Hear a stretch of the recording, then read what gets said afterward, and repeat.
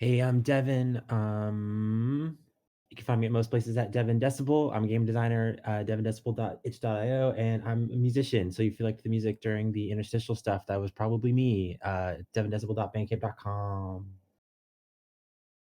That's it. I'm sorry. You're done, Devin? Yeah. Okay, good. Hi, I'm Margaret. If you want to find me on the internet, I would prefer that you didn't. But you can, however, send your support in your heart and in your mind to my cat Clover, who's having a very difficult morning because I didn't give her extra giblets.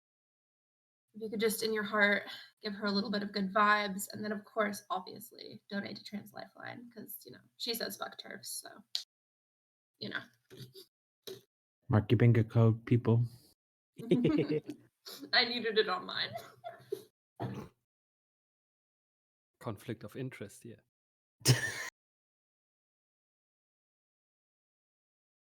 I guess I go. Hi, I'm Eric or Mocha. I also make games. You could find me on Twitter at Mokograd. That's still like a public account that I have there where I post video game stuff that I make. I also make video games, mostly video games. You can find them either on mocha.itch.io or look up GB Robot, for example, on Steam, or like my upcoming game, Witcher's Heaven, which won't be coming out this year, but I don't know, at some point. You can put it on your wish lists if you want. I don't know. You can also find me on Course if you're there. I'm just Mocha over there. That's where I usually hang out. And yeah, happy to be here. Hi, I'm Morning. My pronouns are it or anything you want, really. Um, you, I'm not on Twitter or social media very much, but if you want, you can follow me at Morning Measure. I'm the same on Twitch if I ever stream again. Cool. And I'm realizing that I was completely muted. You are all fine. If the chat could confirm, is this the first time you're hearing my voice? Because I'll do the opening spiel again about what this is, and then I'll do the further opening spiel. Okay, cool. Yeah, hi, welcome everybody to the Roll Plus Bond anniversary live stream. You've just met my fellow players. We're about to play Justicar by Nevin Holmes, published by Dinoberry Press. And let's talk a little bit about the stream itself. What's going on here? If this is your first game watching, thanks for tuning in. This is the 13th. Is that right? No, 14th game. There's been a lot of games going since Friday at midnight my time. So this is a 72-hour live stream with Roll Plus Bond, which is an online RPG community brought together by fandom and held together by friendship. We love to play games and stories. We love to play games and tell stories together. So right now, every year, what we do is we run a 72-hour live stream because that's a normal thing to want to do, and it's not tiring for anybody, and it's a good time. And we do that so that we can raise some money for a cause that we find important. This year, we are raising money for Trans Lifeline. Trans Lifeline connects trans people to the community support and resources they need to survive and thrive. Their mission statement is the resources we need to survive and thrive because it is run by and for trans people. And yeah, we did a big vote. We always like to talk as a community to see what cause we want to support this year, and this is a very important one. For many, it's always an important one, but it's getting more important as time goes on. But is there anything else anybody want to talk about in the intro? I just want to shout out Trans Lifeline's legal resources. If you ever want information on name changes and things along those lines, they have a whole library with laws for every state in the U.S. Fantastic. Yeah, that's cool. That's very good to have. Moving on. Pretty good to have legal documents today in a game we're about to just legal documents. Yeah, it's been a minute since I've ran a game on stream, so I'm getting my bearings here. But Justicar is a game, and we're going to go through the rulebook to start here. But it is a game about not royal courts. That's the kind of games I make. It's a game about a courtroom and the drama within, where we're trying to get to the bottom of some sort of grisly crime. I'm going to go through because there's like some good info in the first couple of pages here. Of course, anybody feel free to stop me if you have questions or wanted to hop in.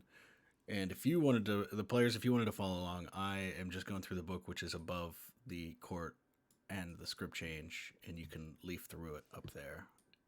I don't remember if it updates for you whenever I leaf through. But Justicar is a single-session role-playing game of romanticized courtroom drama and the shenanigans that come with it. In this game, you'll work together to create a mystery and then take on the roles of characters in a courtroom, playing to discover the truth. This book guides you through a game of Justicar and is meant to be referenced as you play. We'll start by looking at some of the inspirations, talk about safety at the table, and begin by creating the mystery and our characters. Then we'll play through the trial proceedings and attempt to uncover the truth. So a quick note about courtroom dramas here from the book is that entertainment at large has had a long-standing history of romanticizing the intense drama and life-altering circumstances of court. Trials, mysteries, and intrigue weave together with lies and truth to create stories that leave us gripping our chairs tight. Movies like My Cousin Vinny, plays like Legally Blonde the musical, TV shows like Better Call Saul, and video games like Ace Attorney each have their own take on the genre of romanticized law. And it's been a well-defined shape for a long time, with a few notable subversions. If you're familiar with any of them, you and your group will be able to make something cohesive and gripping. Justicar is a game about the goings-on of a courtroom. It takes a similar romanticized view of the frankly fraught nature of criminal law. In its creation, Nevin acknowledges that justice systems around the world are very often designed to put people in prison, and I would say always designed to do this, to put people in prison and keep them there no matter their guilt or innocence. I want to state in no uncertain terms that I do not condone the state of the real-world justice system. Justicar is strictly to be used for entertainment purposes. Do not recreate real-world trials or events. The purpose of the game is to tell a high-stakes, fictional story of mystery and intrigue. And that's what we're going to be doing. So moving right along, I think the next thing, yes, safety. So we want to do safety at the table is very important. We can start with some lines and veils. There's always, I always forget where it is, but there's like a notes tab in Miro, so we can. Anybody know where that is? There it is. Okay. Oh, it's So at the top of the page, you might be able to find a little piece of paper looking thing, and you might have to expand the PlayStation buttons to get there.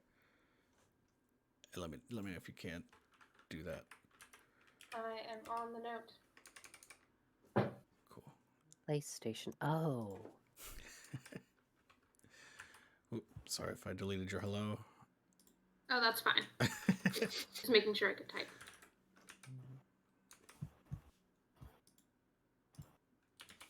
All right, so if anybody wants to jot in their lines and veils here, anything specific you want to call out, and then if you want to talk about them to give more detail, feel free, but you can also just put them in the chat.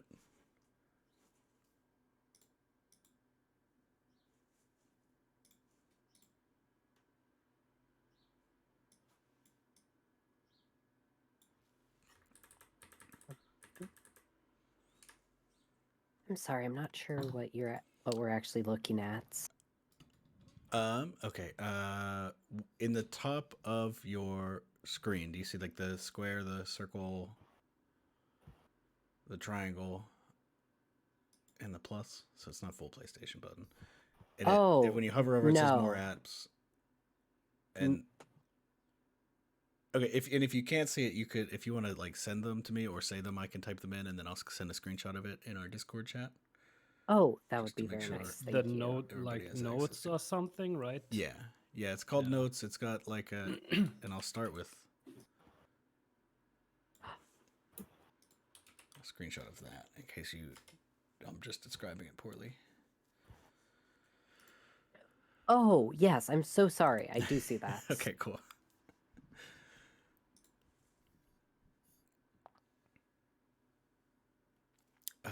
Yeah, I'm trying to think if I need anything, because as the stream, we're trying to keep it PG-13 and all that. So I think everything that I would put is covered.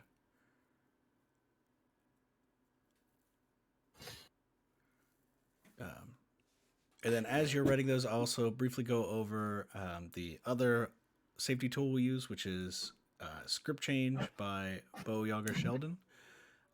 Script Change is basically, and it goes into it in the book here, but it's a toolkit that we can use to change the content however we might need to. So if at some point there's something that maybe crosses into a veil that you didn't talk about or just didn't think about at the time, and you want to just skip forward to the end of whatever is going on in that scene, you could just say fast forward, maybe, or like click the fast forward thing and drag it around the mirror so we all see it, or something like that.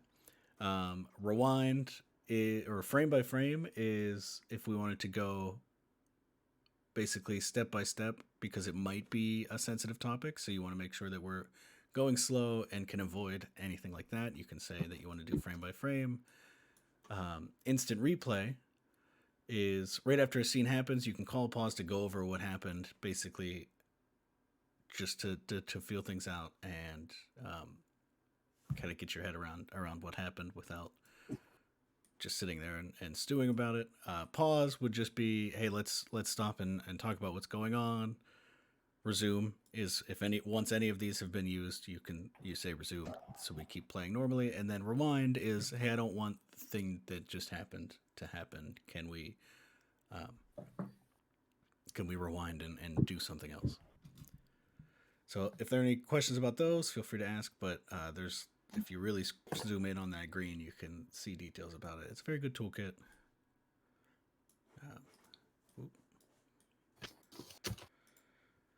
And if not, we can keep going. So for lines right now, we have hard drug use and detailed descriptions of medical procedures. No veils at the moment. But again, feel free to add to that and speak about it or whatever at any point. Cool. Moving forward through the game. It's time, I believe, to create our case. The next bit is about how the game is a conversation and that each of us has control over our characters. So we're all going to be playing a specific character, or in my case, group of characters, or in Margaret's case, a huge group of characters as one. But we have final control over our own characters. So you can suggest things like, oh, I think it would be really fun if you did this, but you have final say over yours. And then finally, our characters are opposed because this is a court, and so two of you are a prosecution and defense attorney. One of us is a judge, all that.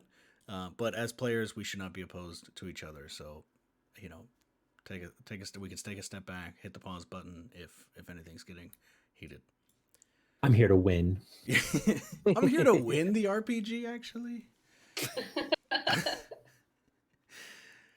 Cool. So every scene in Justicar takes place in the courtroom during a trial. There are 5 rules in this game because we're playing with 5 players. There's the stand, and as a sneak preview, I'll tell everybody who is playing this, because technically we wouldn't have decided by now, but we did some pre-prep. The stand is responsible for playing the witnesses and the defendant.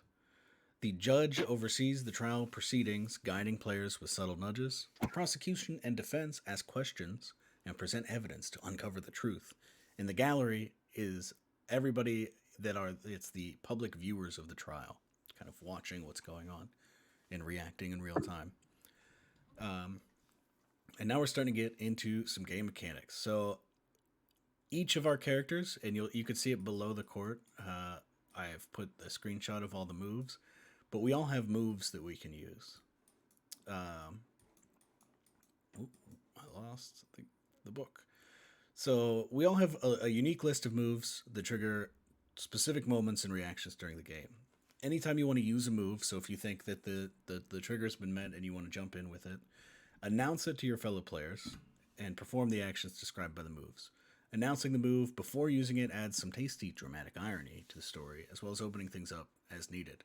So yeah, if as the prosecution you wanted to raise an objection, you would shout objection and then say, hey, I'm doing the move objection, and then we'll walk through the steps that you have to do that, which I believe involves throwing to the judge, and then the judge will make a decision to sustain or overrule. Or you can say, no, I have something up my sleeve. Or for example, as the stand, I could announce, "Hi, I'm doing the move Bald-Faced Lie," and we'll walk through what that means. And yeah, so make sure to announce it. Make sure you're kind of getting an overview of that as we start play, because that is what a lot of the core gameplay revolves around.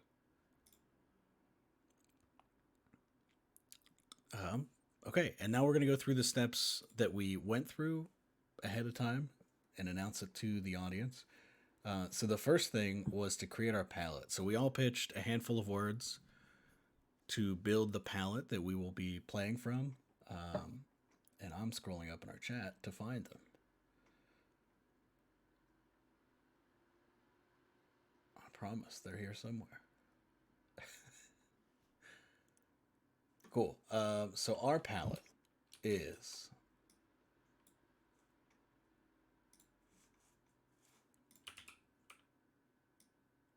fashion crime, earnest, bombastic, convoluted schemes, and cartoon villainy. Those are the 5 things that will make up the story, make up the tone of the story. Are there any questions about these? Like, that we're not sure if we're all on the same page with any of them?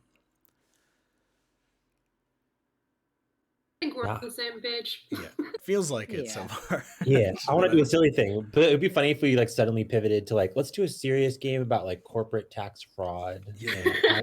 And my name is Jim Jimson. Now that's good TV if we did that. Everything is gray. It's color television, but it's just gray. All right.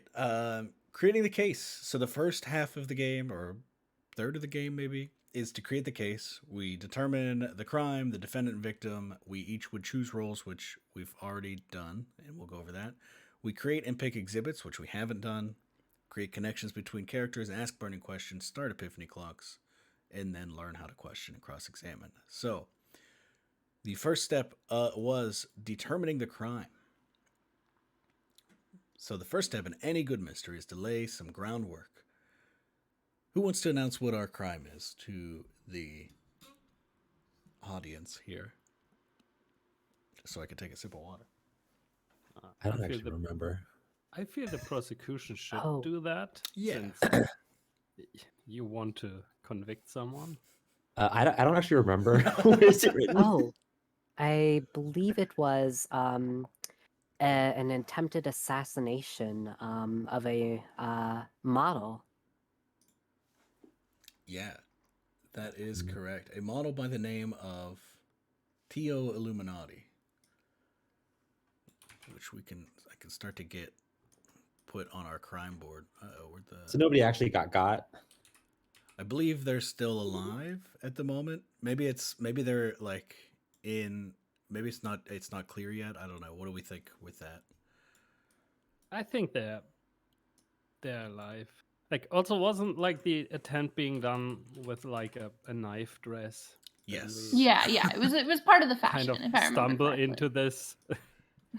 I believe a knife dress was involved. Yeah, our setting that we're dealing with is kind of a group of fashion designers and their models, and the victim, Tio Illuminati, was there was an attempted assassination of them using the very knife dress that they were showing off at a fashion show. Or, yeah, I think that's right.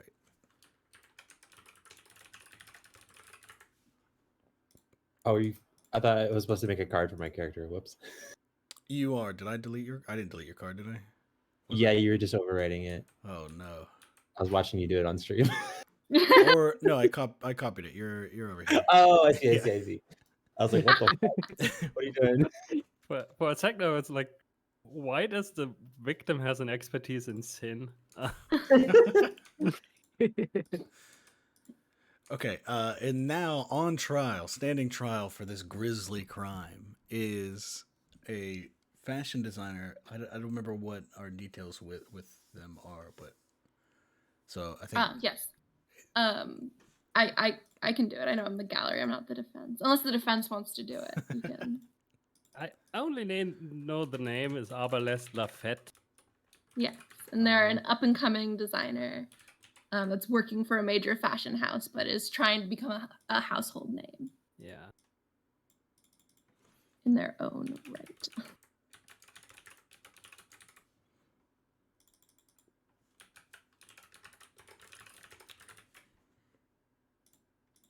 Cool. So that is the victim and defendant. You'll notice that I am creating, and let me get my characters out of the way. Sort of starting this board over here because we're going to be, whoa, come on back. We're going to be creating like a crime board as we map all of the connections to everything. And so that's what I'm starting to do over here. But moving on, after determining the crime, one thing I think we didn't do actually in the chat is determine the bigger picture. So the bigger picture is a secret about people involved that shapes the truth of the case. Think about ulterior motives and the lengths people would go in order to achieve them. We don't do too much detail, so the examples in the book are someone's making a power play, it's all part of a secret war, someone's been framed. So what do we think a good bigger picture for this crime might be? It's all part of a secret war is kind of intriguing. Yeah, fashion war. Great. I'm very into Secret War. Yeah, that's just such a good example to include on that page. The last time I played, we also did that, and then we never came to it. So I hope we understand what the secret war is by the end of today's session, because it's too good. Next step is to create the defendant and victim, which we just did. So we will move right along. We don't decide who's guilty or innocent at this moment, but yeah. And then we're choosing roles. So did we do this? In my head, we already did this, but I think I forgot. Yeah. I forgot to. Wait, no, we did. I think some of us have said. Okay. So let's get it out there. So the stand, responsible for playing witnesses and the defendant, that is going to be me. I will be playing a handful of witnesses that have been sort of crowdsourced from the rest of the players. We'll introduce them when time comes. Do we judge? Do you have your full character?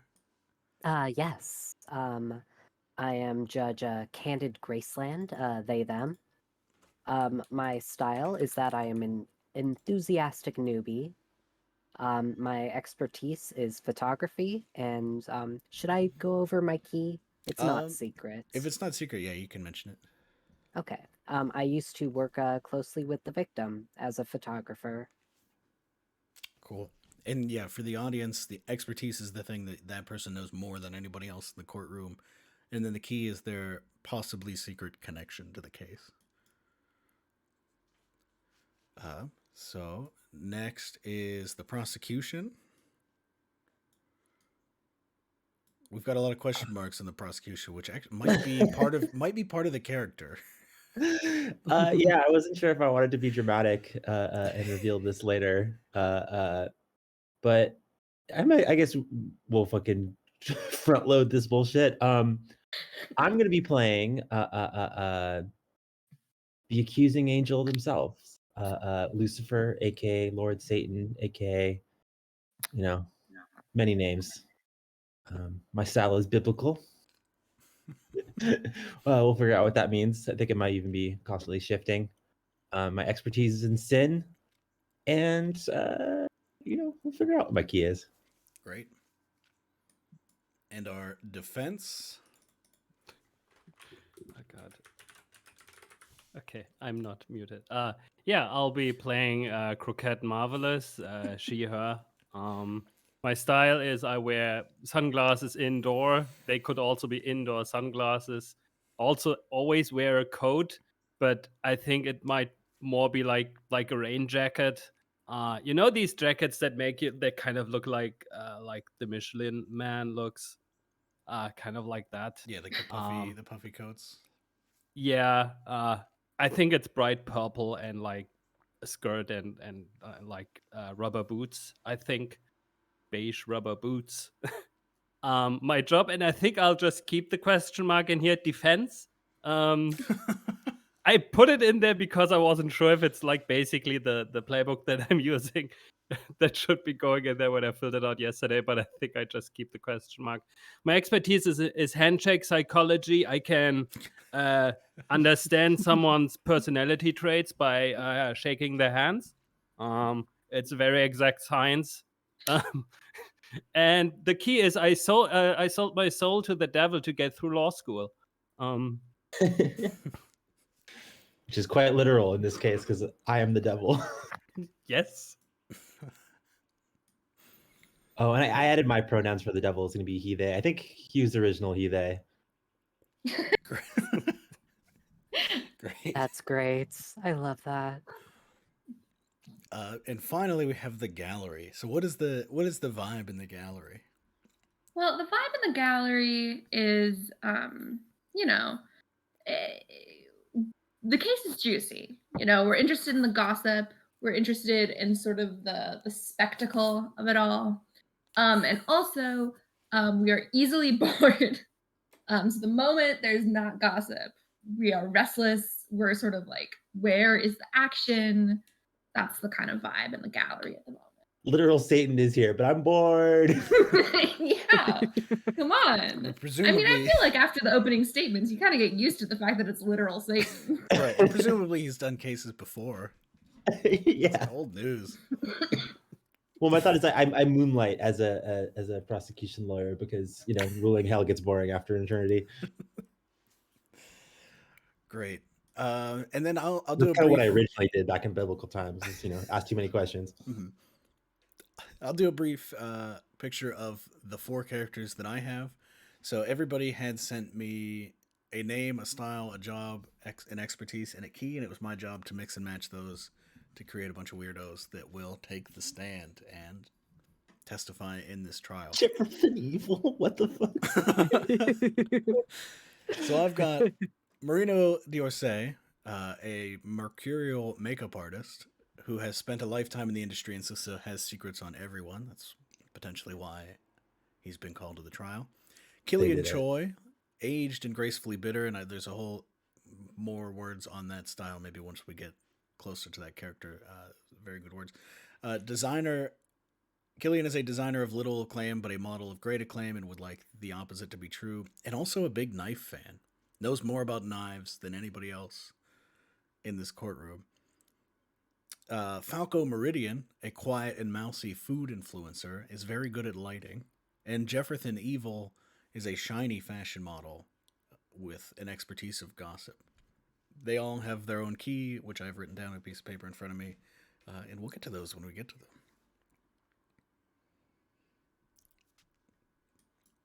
So, where does that leave us? Oh, that leaves us with one more thing, which Morning you had sent in the chat earlier today, is that we all have to send to the judge a, what do they call it? A tilt. A tilt, yeah. And so that is, let me just pull up the, did you get any of those? Am I the only one that hasn't done it?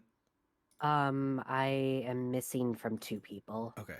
You know who you are, other person. So in a second here, send to Morning the tilt, which would be a something that biases or influences the judge's mood. Examples could be: you're very hungry, you have an intense dislike of the prosecution or defense. I'm gonna do that now. I have an idea, and I can't tell if it's the right idea. Well, I can't tell if somebody else will do it, but.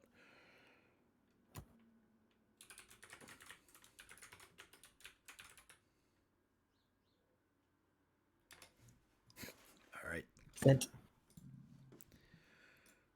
Cool. So those are our characters. I think we can go over the moves maybe when we start playing so that we all know what everybody can do. My computer is freezing up. So hopefully we can survive this and that the stream is still running. Looks good to me. Okay, there we go. It's back. It just is not liking the book. I should... Books. What's the next page?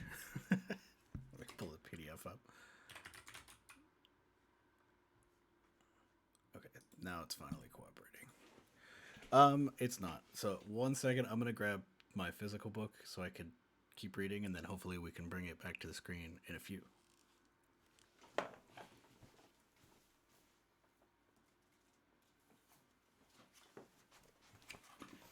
Jefferson is a really funny name. I just keep looking at these names. They're great. Peek behind the curtain. Jefferson Evil was a character that was meant to appear in the Armor Stir game I ran yesterday, but couldn't. And I was so proud of the name that I thought, no, this is their chance. It has to happen. I played a priest in the last game, so I've been on a religious theme this weekend. I played a mobster last game I played, so I guess I'm going with a lawn crime theme. Did you say lawn crime? Yeah, law Law and crime. and crime. I think you Not said lawn crime. lawn crime, like you're cutting grass. Your illegally. grass is more than Like, 1.5 inches or whatever. Isn't every Shout out lawn a to- crime? Yes. Homeowners Association. Yes. In Okay. California, that's regular having droughts, yes. So the next step is for each of us to create 2 exhibits. We will write these on note cards, kind of privately, and then share them all. And then the prosecution and defense will be choosing them. They'll take turns basically drafting these exhibits. So the exhibit should be an object with a loosely described relevance, so something like security footage of someone leaving the scene, chat logs between the defendant and someone else, or photos of a ritual sigil found in the defendant's basement. The exhibit should also be flawed, which provides an opening for the opposing team to take advantage of. The bigger the exhibit, the bigger the flaw or complication should be. So the footage is blurry and glitched out, the chat logs use pseudonyms, the sigil is disappearing from the photos. So yeah, we should each make 2 of these, and then we'll come together in a second and explain them.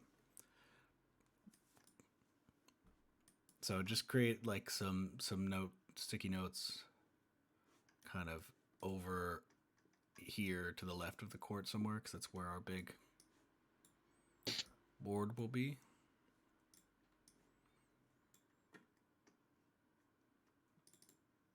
And this could be anything.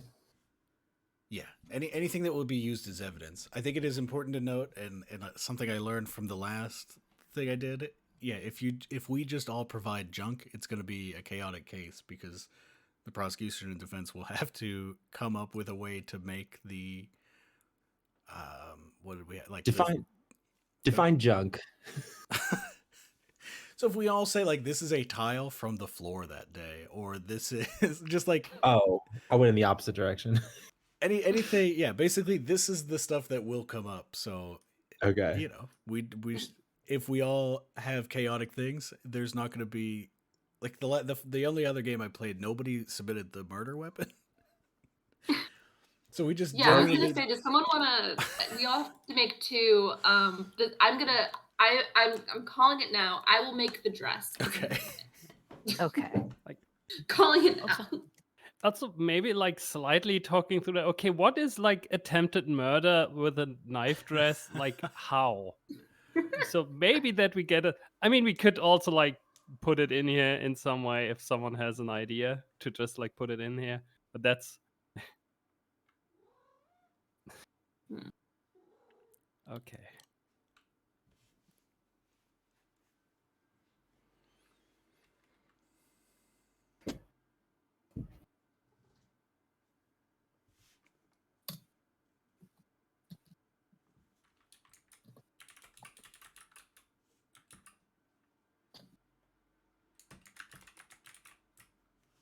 Here's what I'm going to do. I'm going to mute in Discord so that I'm going to and talk through my thoughts in creating these things so that the audience has something to listen to, but I don't overwrite your thoughts.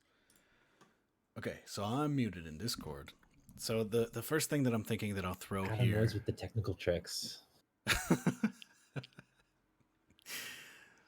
The first thing that I am thinking is maybe like the defendant's other design catalog, which is surprisingly there's no knives. No knives. Very round edges. But this is only their released work, so maybe there's some other stuff in the catalog.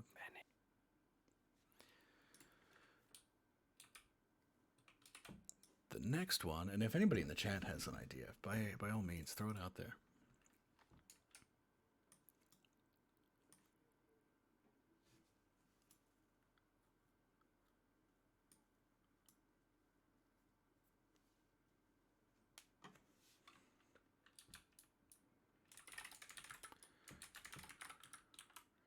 I've got I'm thinking a written testimony from the blacksmith who forged all of the knives. But it's just about metal and stuff. And those are my two. So now we can peek on what everybody else is doing. An ominous orb, that's great. Second body. I forgot that this is going to be bombastic. Maybe mine are too boring. It's okay.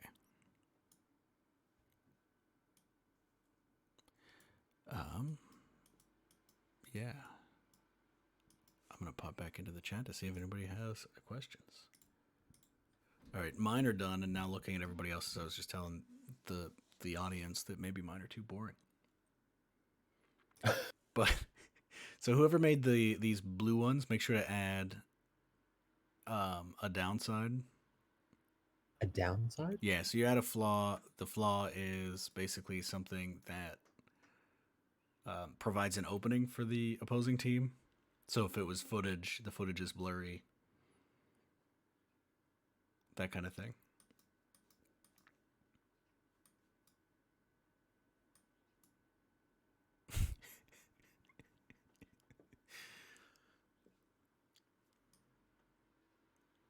I feel like that body being deceased is kind of a flaw. Yeah, I think that could work. That's true.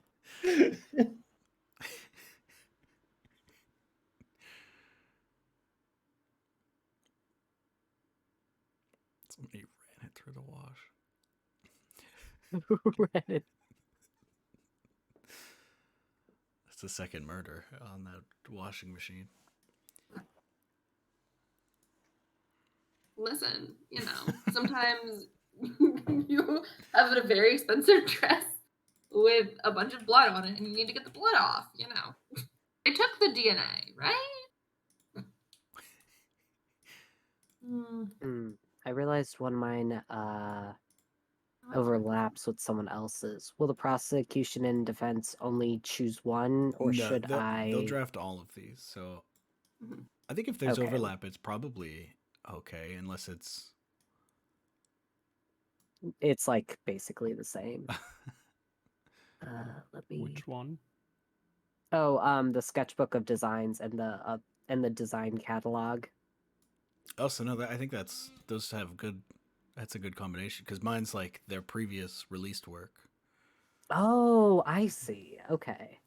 Yeah, what you put in your portfolio and what you don't, what you like. Exactly. Yeah. Portfolio is the word that I should So- have come up with. Do we want to give the Mine defense? definitely has the Python dress. I was about to say, did you also write down ominous orb? Because How many ominous orbs can one trial have? Answer, Well, many. Rip. the one I wrote always lies, so we could also have another one that always tells the truth. I'm trying to think about an alibi, but how does this work on a fashion show? Great question. I was busy surfing.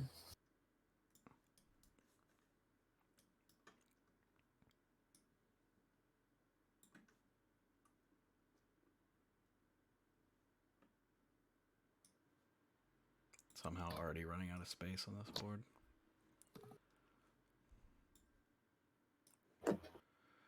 Do we have a motive so far? No, right? We don't. Okay.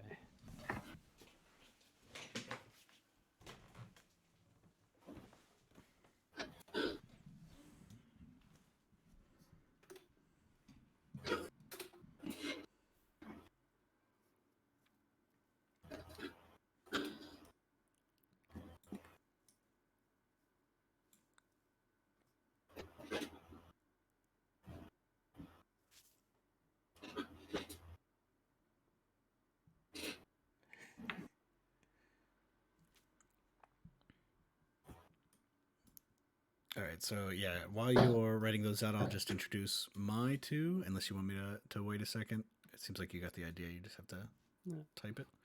Yeah, sure. Go ahead. Cool. All right. So we've got a written testimony from the blacksmith who forged all of the knives on the dress, but it's just like a nerdy. It's just this guy geeking out about metal and how cool the knives are. So I don't know how useful it actually is. And then we've got the defendant's other design portfolio work, and none of it has any knives. It's all very round edges in all of their previous work. But this is only their released work, so maybe there's a shift in progress. To round knives. Yeah, or to knives and sharp clothes and Pizza cutter, that's a round knife. True. if somebody else wants to, let's hear about this orb. Yeah.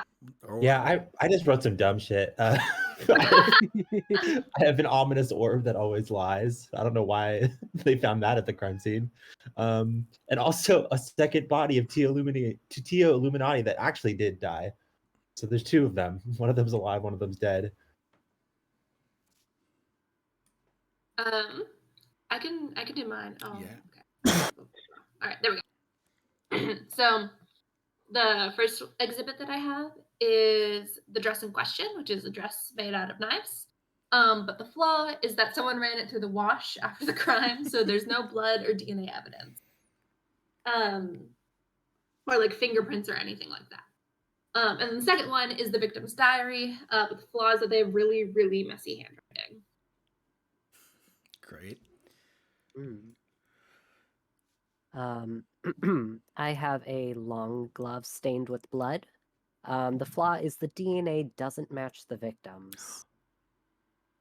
And I have Arbalest's sketchbook of designs, their unreleased work, and it has a page torn out of it. Great. I have a note that shows that someone else was meant to show the dress on that day. The flaw is that the name of the original wearer is ineligible. And Tio's great-grandparent has stolen an ancient heirloom from the Lafette family. The flaw is the source is some weird conspiracy blog. So it's not very trustworthy. Cool. All right. The next step here is for the prosecution and defense to take turns picking which exhibits to use during the trial. So the defense take a single exhibit and put it by your note card. And then the prosecution will take one, and you'll keep drafting these until they're all taken.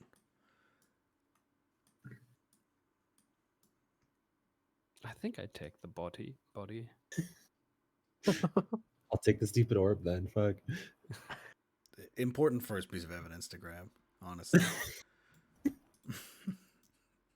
Where am I? Yes, over here. I guess you don't want the prosecution to have the dead body.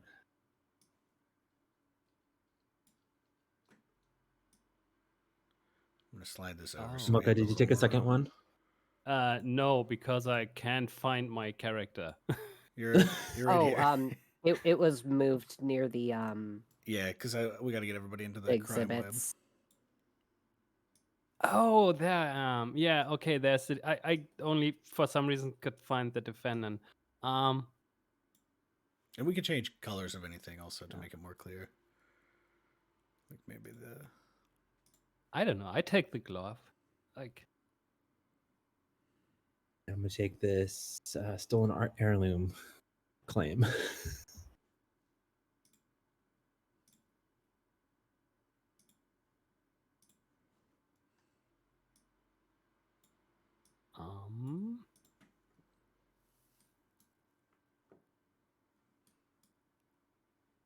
I take the victim's diary. I'm taking the sketchbook with the missing page.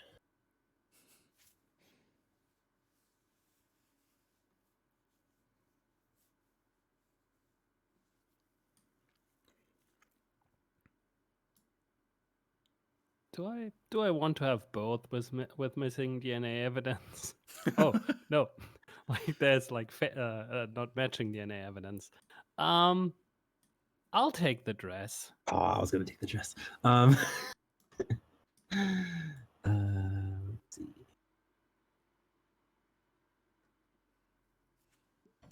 I'm gonna take the testimony about knives then.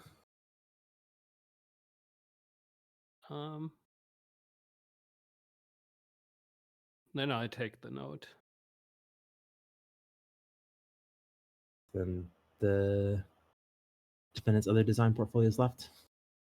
Have fun with that one.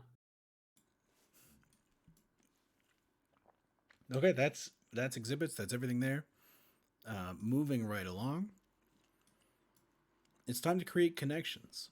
So connections are the relationships between characters that ties them together with a mix of secret and public information that will shape how they act during the trial. Each player should create three relationships, two that tie their character to another, and one that ties two other characters together. So we will make a line between these note cards, and then add text on the line, which I can explain how to do if it isn't clear. Oh, so like fiasco style, sort of. Yeah. So the example connections would be: these two were in a badminton club together. One of these two is a member of the other's fan forum. They're constantly competing to build a monopoly in town. They just matched on a dating app. So I think we can start just doing that. And if you want to, confirm something with another player, go ahead. Of course.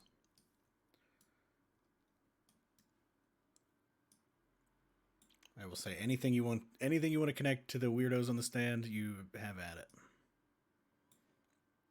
And Jen, these. Sorry. Oh, sorry. These are all not public. Like, these will all be. These are all okay for everyone to know, right? There's no like secret information here. Yeah, I think they can. Like, us as players, we all know them for sure. I don't know how much, like, if Falco and the judge play badminton together, I don't know if everybody knows that necessarily, but like everybody can know that for sure. Okay. Should we lean more towards mundane shit like that, or like juicier connections? I mean, our palette is fashion, crime, earnest, bombastic, convoluted schemes, and cartoon villainy. So you tell me. Okay. We do also have Satan here. I'm here. Hail me. Question. How are we visually showing these?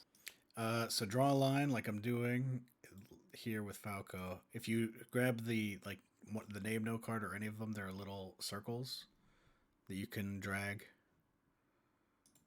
Oh, I see. Okay. And then you can change the color to red and make it out. We can make them thicker too, so it's more clear what's going on. And you can turn off the arrow if you want. And then just put a text box over that. If you double click it, you can start typing, and it'll be very small. But there's like you can up the size, and I think once you do it once, it'll set that as your settings for the other ones. So, for example, like it's super small. So you connect people, right? Yeah. Okay, not evident. Question. As the gallery, I am not a person, I'm a vibe. So do I not make connections then? I think not. This is something that I wasn't super sure on. I think if you wanted to make a couple between other characters, you can, or like pitch them. Okay. But yeah. I'll do that because I think that's fun.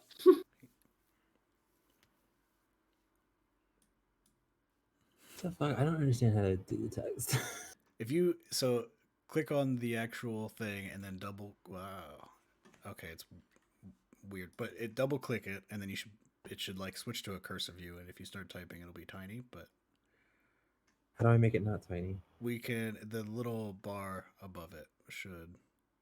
So when you double click, then there's like a font size bar and stuff like that. Yeah, I did that, and it was like writing. I can make to it the not side 24 if you want. Like it just makes an extra text box. Oh, weird. I was gonna say that Killian refused a deal with the devil, which they're a fucking chump because they're going to hell anyways. I already have that written down, but they maybe Great. could have got more acclaim out of their life.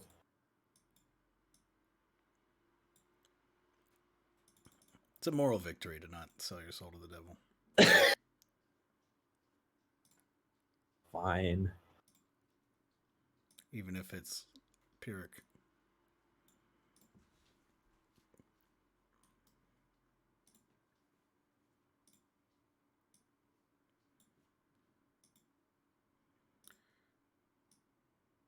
Falco is a Satanist.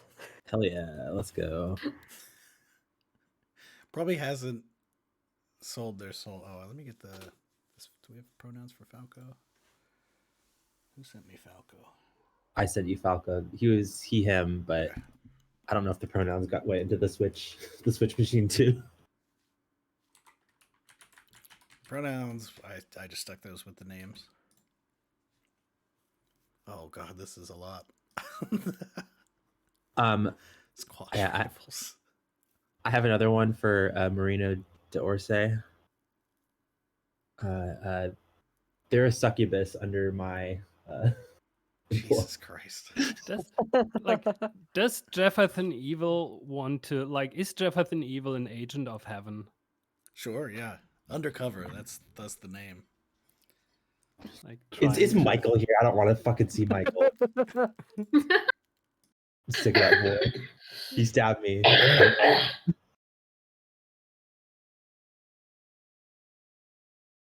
Simpson Michael was also Jesus, so who knows?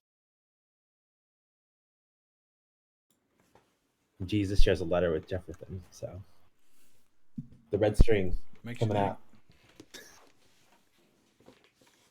What's what's the connection? Like not really wants to fight you, like wants to banish you from Earth? Yeah. Yeah. Yeah.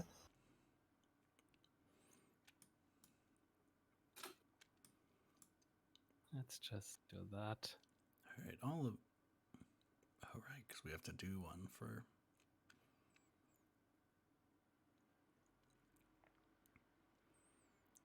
I'm just looking to see if there's anybody that isn't connected. I need to add right, one we to do. Marino.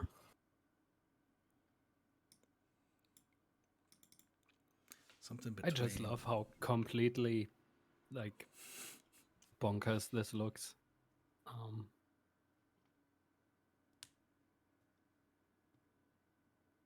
There's so much happening. There's a lot going on. I thought whenever I played this, I played it at an actual table, and I thought, oh, it's just because we're trying to put actual string down. That's why it's chaotic, and I can barely parse it. No, it's just because we're connecting all these weirdos. Croquette and the judge.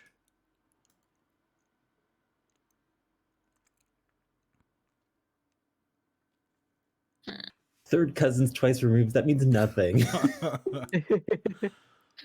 It means you see each other at family reunions. Exactly.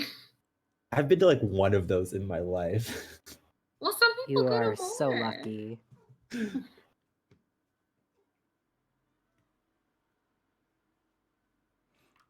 I mean, I can change it if we don't think that's a juicy enough connection.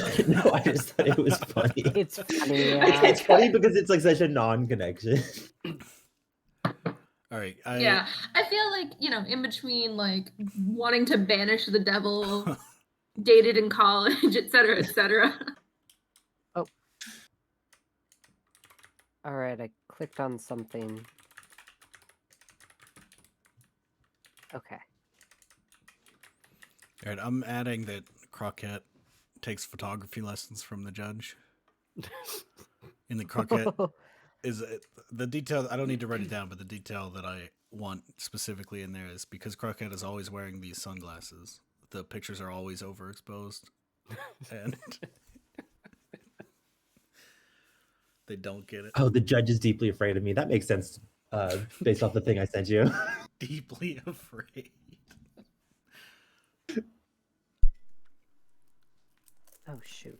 Because I was like, what's the most fucked up? What was it? The trigger or the The Tilt. tilts. tilt? Yeah, I was trying to think of what's the most fucked up thing I could have them on them.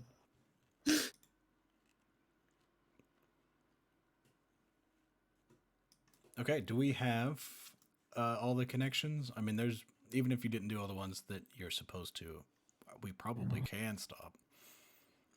Not that we have to, of course. Was there a number that we had to hit? We were all supposed to do 2 and then 2 Okay. with ours and then 1 extra one. But then we Oh. also Oh, have, I'm missing one then. but we I also have missed an the extra one with- person, which is can be Like, adding. Missed the one with ours, so oh well. I think it's good. Yeah, I was gonna say if you want to add more, feel free. But also we've got a ton. Feel like Guardian Angel. Oh God. wait, are Tio and Arbalest in this mix too? Yeah. Okay. Yeah, they are. I feel like I mean- Killian should have a relationship with one of them, but I'm not sure what it should be.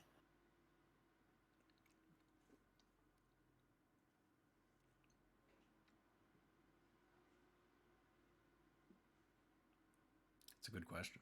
They are a knife fan. Yeah. Did Arbalest made the knife dress? Yes. Yeah. Okay.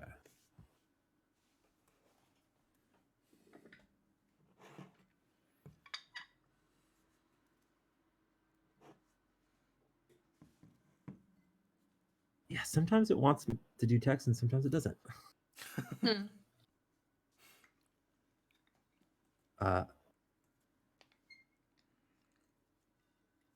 Oh, there it is.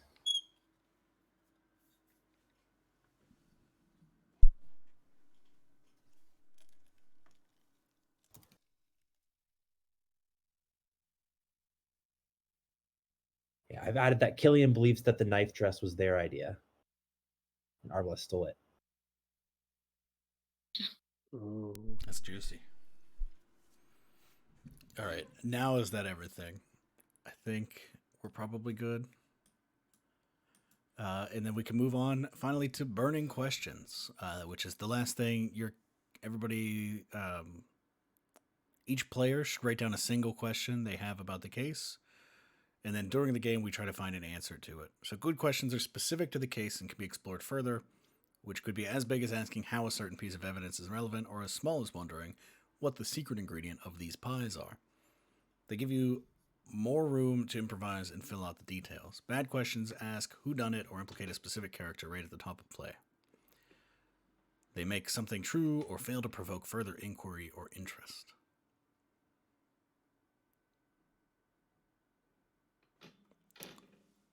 And yeah, then we'll share those with the group, and then I think that's the last thing, except for making a clock, and then we start playing. Is that right? Yes.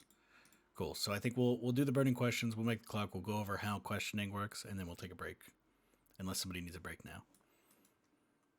Good. But that way we can come in and get cooking.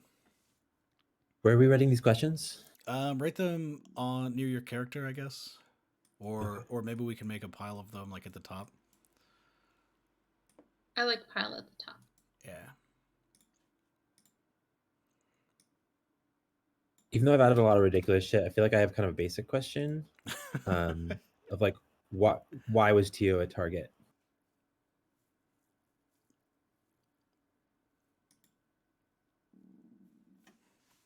Was murder.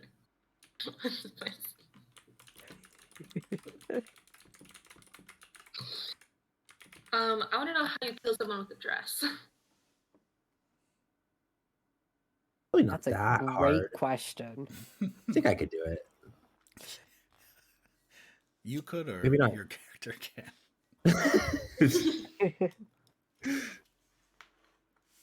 Yes.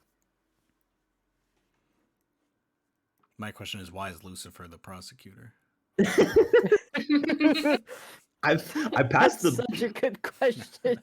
I passed the bar. If you think about it, who else who else would perfectly fit play the role of the agent of state revenge. Yeah. I invented being a lawyer. I was the accusing angel. I invented the concept of prosecution. Thank you. Yeah.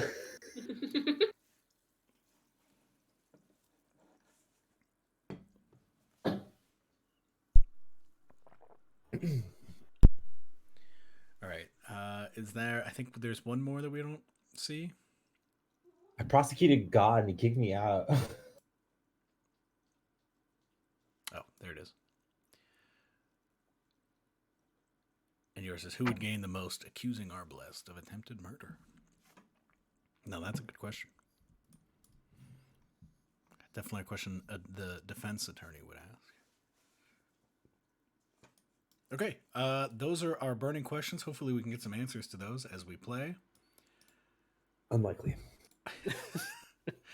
Now we just have to make our epiphany clocks. So you've all played games.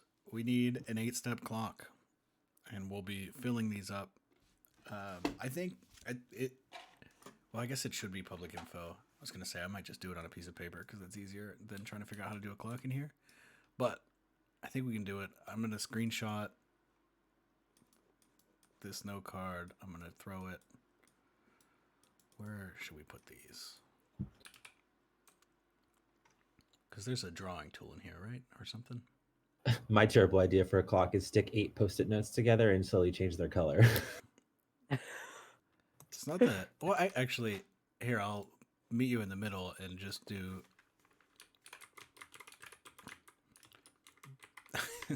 Boring. You can do your 8 post-its if you want. I don't. All right, so I'm gonna type Stand Epiphany 0 out of 8. Feel free to follow in my footsteps, or come up with your own harebrained way to make an 8-step clock. The gallery doesn't get a clock. We get to change people's clocks, but we don't get our own clock. Is that? Does it say that? I think I'm saying that. I think you. Let me check the gallery moves again, because I had this exact same question when I played, and then I forgot to ask about it. Maybe I'm crazy. Maybe I do get a clock. I think you get a clock. Yeah. Yeah. Yeah, because there's in the end game there's a reference that you can have more than 4 filled clocks, so that implies the gallery if you're playing with it. Yeah, that implies the gallery. Okay. How do I want to make a clock? Oh, the note card. The note card one is happening. I was trolling. It's not. Seeing it in action, it's not too bad. Yeah. I'm going to curse myself and within the next, I don't know, 30 minutes for doing this. But that's a problem for future me.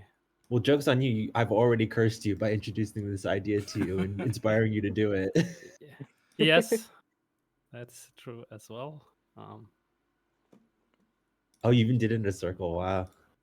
Yeah, and this one, going to be, it's a good color for that. Let's just make, no, black's boring. Even though I claimed the 0 out of 8 was boring, it's 6 a.m. for me, so I'm not fucking around. I'm sleepy Satan. Well, here's the secret of. I can't even spell it. How the hell do you spell epiphany? Epiphany. Yeah, I lost it. Epiphany, you're right. I think PH is one of the funniest things in the English language. Horrible word. Honestly, I'm a big fan of what Miro lets you do with grouping stuff together and all that. So imagine doing this in Roll20. Imagine No, doing I won't. I've not logged onto that cursed website in a while. Yeah, I was gonna say you can't make me imagine. I had to do it yesterday, so I'm so sorry. I will also be. I will be in the future. Oh, I don't know. respect to Roll20 for being the thing that we used back in the day when there weren't any other options, but also get with the times. Oh, Roll20, an experience. Make a website that works, please. What? Dang, These get 'em. like working websites don't exist anymore. Yeah. It's also overrated. Like sometimes you kind of want that sort of like rundown, not working core. You know what I mean? Yeah. Just Sometimes sort of you want to like, spend an hour of your session trying to make things work on a fucking background. yeah. Uh-huh. I just And love, sometimes that's what comedy is. So Oh, yeah. Okay. I just love It's like- wonky user experience design. That's Creating experience and interest through adversity. exactly. All You right. have to bond together over your terrible website that you use. Let's learn about questioning and cross-examination and then take a break. So, before you set into the trial proper, there's one last procedure we need to go over. Questioning and cross-examination for the prosecution and defense. These are the main methods we'll use to propel the story forward. The play involved in these steps frames the story and helps prompt some momentum in the narrative. So, questioning. During questioning, you can open 2 lines of questioning related to individual exhibits. So you'll take turns. The prosecution and defense will take turns questioning, and there's like basically a schedule for it coming up, where prosecution takes a turn, defense takes a turn, that kind of thing. Whenever it's your turn to question, you basically you call somebody calls somebody to the stand, and then you'll question them based on one exhibit and ask a few questions about it, and then you'll question them based on a second exhibit. So a line of questioning can be more than one question, but it's all about like, oh, the horrible orb. Tell me about this. And of course, when you're questioning, you can use your moves. Anybody can use your moves at any time. So do that and make sure that you're looking at those, which we could do when we come back from the break, just so everybody knows what we can do. And then finally, cross-examination, very similar to questioning. The other player, so if the prosecution was questioning, the defense will cross-examine. They'll ask questions to the same player, and then they'll reference the exhibits and testimony that were used instead of bringing their own. So if the prosecution has just questioned, who do we got? Falco. Falco is always my example because it's the closest one to the rest of the stuff.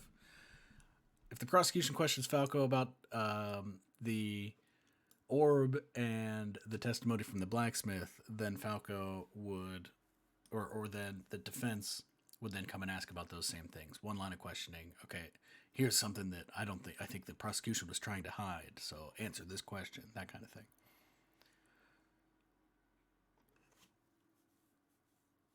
And you can open up 3 lines of questioning when you're doing that. So you can ask about 3 different topics that came up in the previous person's questioning. Are there any questions about that, or do you think we're good to go? I only processed like half of that, but I feel like once we're playing, Yeah, it's kind of the important thing to know is it's kind of like doing a court case.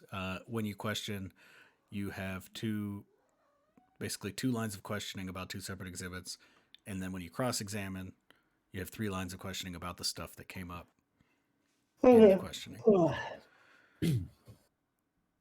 I think we are good to take a break. I don't know how long, 5 minutes, if we want to come back at 20 after, or if anybody needs longer than that, please say so. Because it is, after that, it's time to play. Sounds I good might to have me. to grab breakfast, so very quickly, but that shouldn't take me more than like 10 minutes. So Okay. if we could have a touch longer, I'd appreciate Yeah, it. if we want to come back at 25. Yeah, Sounds good. that's great. Sounds good. Sure. Great. All right. Same to you, audience. Go get some food or leg stretching or whatever else. And we will be back. Yep.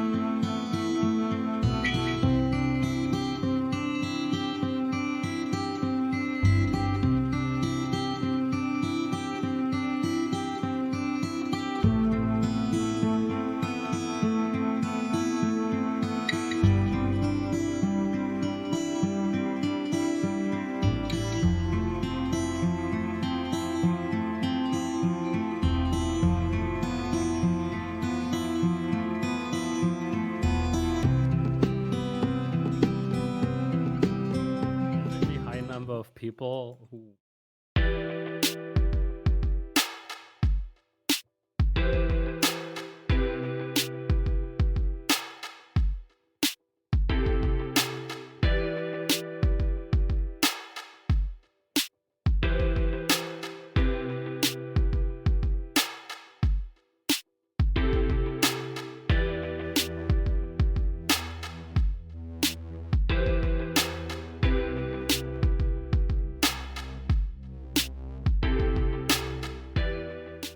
Hello and welcome back to the Roll Plus Bond anniversary live stream. If you're just joining us, you missed the setup of Justicar about our court case involving a murder using a dress made out of knives. So a quick recap for those at home who are just joining or need it, or even us playing. Let's be honest. We have Lucifer, the prosecuting attorney, who is prosecuting Arbalest Lafette, who is a fashion designer accused of an attempted assassination of Tio Illuminati, using a dress made out of knives at a live fashion event. Tio was almost killed. It didn't fully happen, so we'll see what's going on with that. I mean, there is another dead Tio body, so There is a second body that is dead, which is probably very distressing. Same person. Defending Arbalest is Croquette Marvelous. And then, of course, presiding over the case, we have Judge Candid Graceland.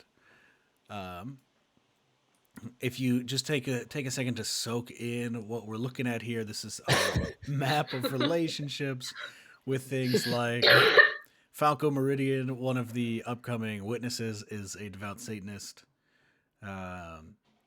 Killian. the amount of conflicts of interest to hear makes this a very irresponsible trial. Yeah, there's a lot going on. Funnily, most of the witnesses weirdly linked to Satan, but that's probably okay.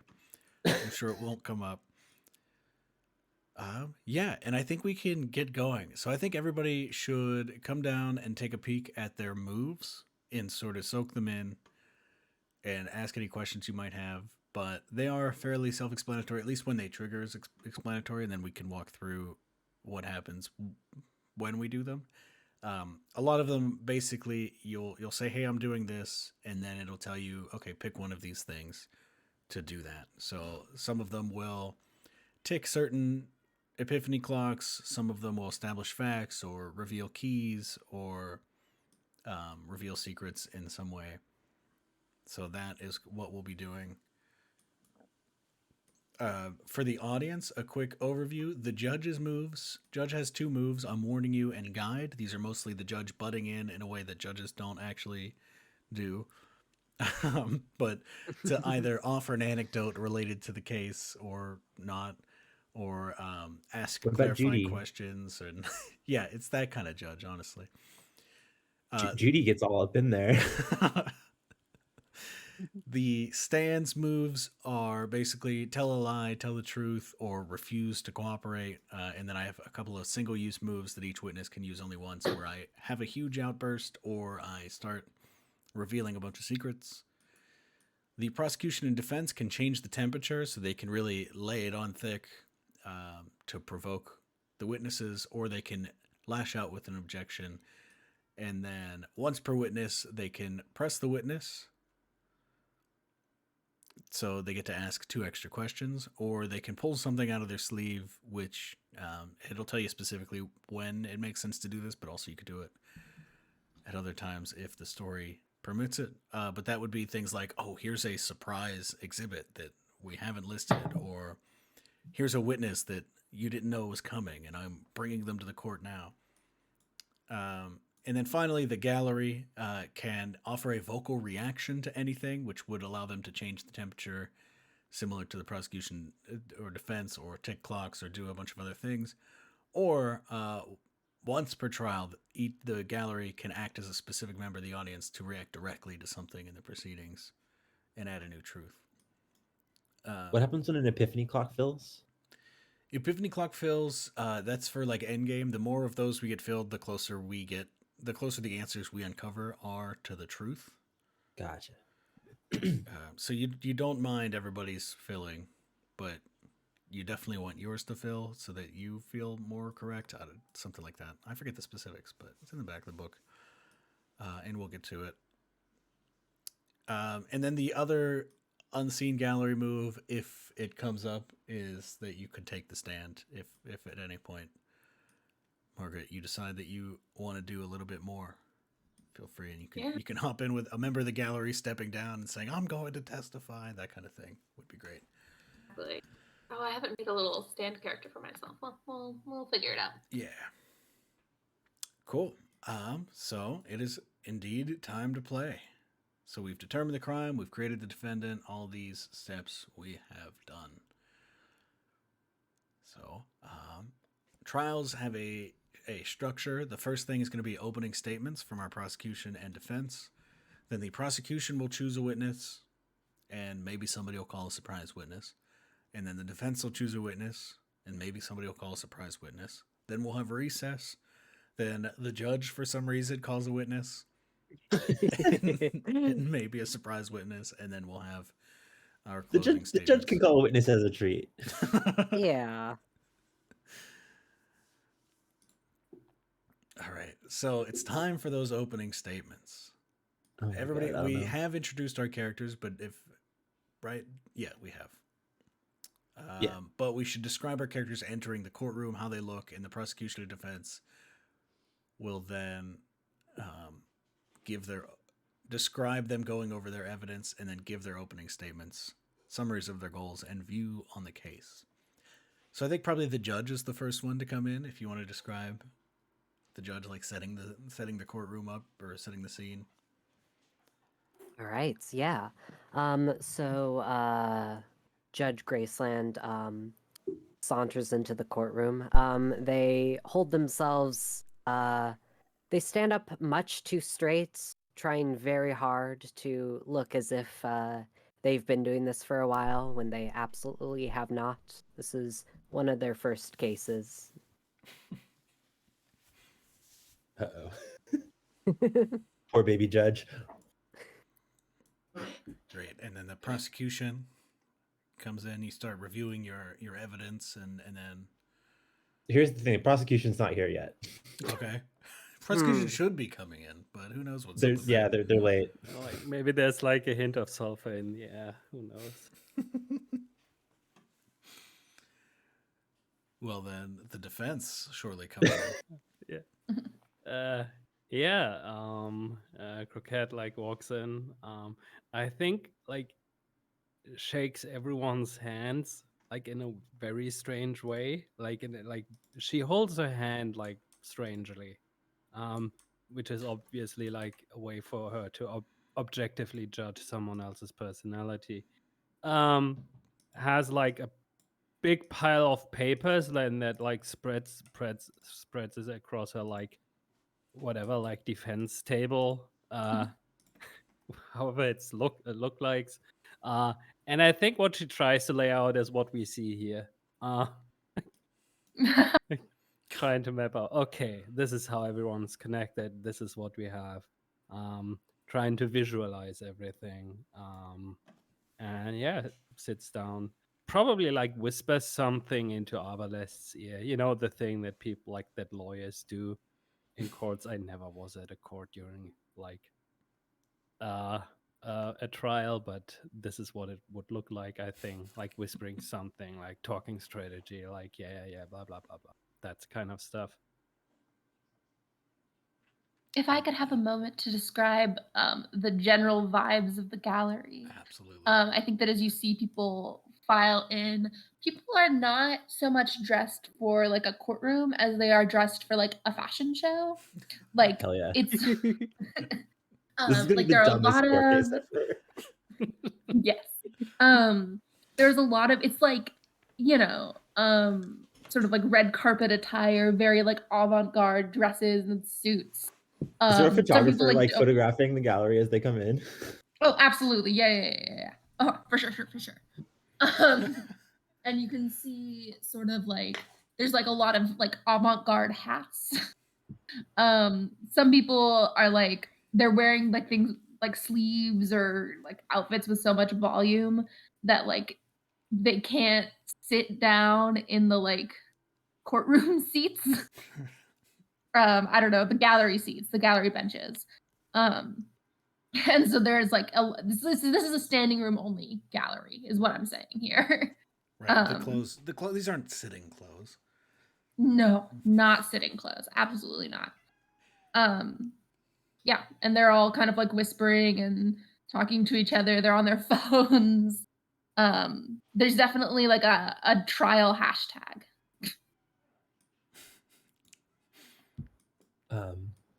So a little bit later, people are maybe waiting around for like 5 to 15 minutes. There's a few pieces of paper that are like on the like table where the like prosecution is, and they catch fire. So now there's like a bonfire happening on the table, and then in a blinding like flash of light and like black feathers, Satan appears hovering above the table with like 6 like seraphim wings, but they're like bat wings or like kind of also raven wings. It's kind of hard to tell. They're like shifting. And they're all covered in eyes, and they're in a nice suit, but then their face is also kind of like really bright, like you're looking at the fucking sun. And they eventually try to like take a more like appropriate form, and are now just like kind of a hot guy in a suit. There is raucous applause from the gallery. Oh, also, I thought it was so fucking funny that Croquette has like sunglasses being her thing, because I was also gonna do a bit with sunglasses where like Lucifer's eyes are like too bright to look at, so they have to wear sunglasses to like keep everybody in the room from being blinded. I mean, that could also be the case, right? So Many both people the could wear prosecution and the defense sunglasses. are wearing sunglasses. And Lucifer's just like, oh, sorry, I'm late. Oh no, that's quite fine, Mr. Lucifer. Had some business to attend to in hell, but ready to prosecute. All right. Would you like to make your opening statements? Does this usually go in order? Yeah, prosecution first. We are gathered here today to find out the truth of what happened to young Teal Illuminati. They were just doing their job, being the muses for our generation, or our current generation of fashion, and they were attacked. And whether they survived or were destroyed by this action is yet to be elucidated. But here we have one traumatized young fashion model, and we must find out who is to pay for this criminal deed.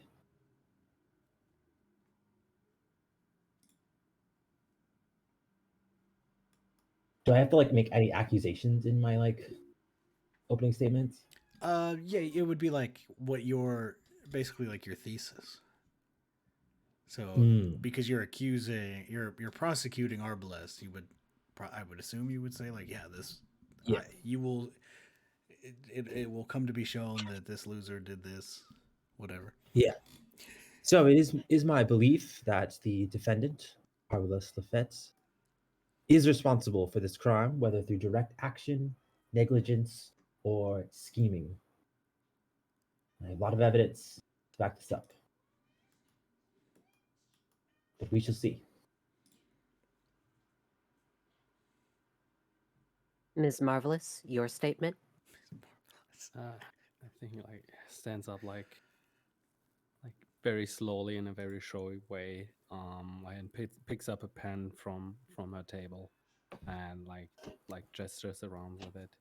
And, looks into the stand and looks into the gallery and says, like, I find it very interesting how the prosecution talked about like finding out the truth, because as we all know, the prosecution's job isn't the truth, and they're not interested in the truth. They're only interested interest lies in revenge, and they don't really care who this revenge is enacted upon. So let me get this straight. If anyone in this room is actually interested in the truth, it's me. And the question we are here to figure out is, obviously, is who tried to mortally wound Tio Illuminati, but also we have to answer the question, who would gain the most from accusing an up-and-coming, ambitious fashion icon like Arbales de Lafette, and who would try and accuse this person? And let me tell you one thing. I'm very good at judging someone's personality by shaking their hands. And I shook this person's hands, and I gestured at Arbales Lafette. And this is not a person who would lie. This is not a person who would try to murder someone else. However, I also shook the hand of the victim of this crime. And let me tell you this is a person who lacks honor and who lacks credibility. And I'm going to show you what I mean by that with the evidence that I have prepared over the next several time units. Thank you. And I sit down again. Lucifer kind of grumbles, like, the only person I seek revenge against is God. Well, good luck with that. When you say that Tio doesn't have honor, there's like whispers, and like the whole gallery kind of is like, you hear the little like the sound of tweeting going on as you say that. The sound of tweeting. I don't know. Maybe there's a sound when you tweet. I don't listen. Yeah. In like the TV show version, definitely like everybody has like their typing sounds on, and then like the send tweet button is some like whoop, whoop, whoop type of thing. Exactly. Imagine your Twitter feed updating makes a sound. Oh God. Oh, what a nightmare. Okay, the first step, Judge, if you want to direct this, is for the prosecution to call the first witness. Mr. Satan, did you have a witness you were going to call? Yes, let's start with Killian Choi. All right, so Killian Choi gets led into the courtroom by the bailiff. Let me pull up this. Yeah, Killian is a fashion designer of little acclaim, model of great acclaim, of course, who has the style of an eight. Like Killian is they're a little bit older, and they are wearing like a long, slinky dress. With a big like fake fur thing wraps around their neck. There's for some reason in the dress there's a like chest pocket that has an old timey cigarette case, like the little metal one, and they have very dark lipstick on. And so they kind of like walk in very confidently and take the stand.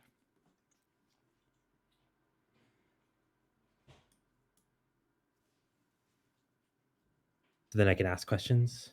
Yeah. So you get two lines of questioning. So you'll like bring up your specific piece of evidence and then try to get some info out on it. And Okay, as, so it has as to we be- as we do this, anybody can like add stuff to the board, like connections and notes and whatever else of the info that comes up. But yeah, go ahead. What were you gonna ask there? Oh, so I have to base it off of a piece of evidence? Yes. Okay.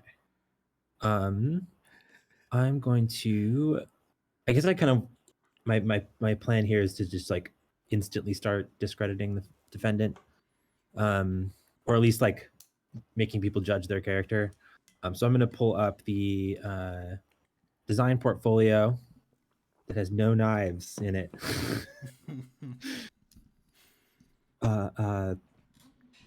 Mix Choi. I'm to understand that you are a designer and you've worked with Arbalest Lafette before? Oh, wow. I'm surprised that you know that I'm a designer. Usually people just call me a model and move on. But yes, I have a handful of designs that I think will turn this world on its head if they are ever given the chance to shine. You wound me, Killian. You know that I supported you when you were a young designer. Your support was never what I hoped for. Fair enough. So, this knife dress, this supposed murder weapon. Mm-hmm. You know a lot about knives, right? And you know a lot about the lack of knives in Arbalest's catalog? Yes, and yes. I have quite an extensive collection of knives at home. They have their own sort of fashion world. Knife designers do. All right. And so I've always thought it might be fascinating to combine the two in some way. I hope people will allow me sort of a hypothetical question to ask an expert in the field. How might one kill with a dress made out of knives? You're asking me this? I'm asking for your expertise as a connoisseur. Objection. This is a speculative question. I'm just asking the. Yeah. All right, so let's go through the steps of the objection. Oh, right. So in court, there's some things the jury isn't allowed to hear, and other things you don't want them to. Whether it's for justice or your own motives, an objection is a tool to keep your opponents on their toes. You can object to a statement or question or statement from anyone, and the judge has the power to sustain or overrule the objection. In reality, questioning something that's difficult to learn and do well. To that end, there are only a few things you can object to in Justicar. So there's leading questions, there is hearsay, but the one you've chosen is speculative, right? Which is an open-ended question that asks the witness to guess or to make assumptions. So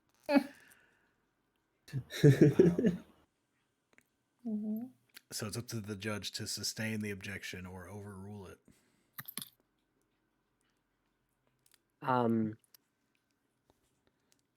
Judge Graceland very nervously looks at Satan, but says, "Sustained." All right, now Devin, if you want to look over at the prosecution defense moves, you have to pick one of these three options.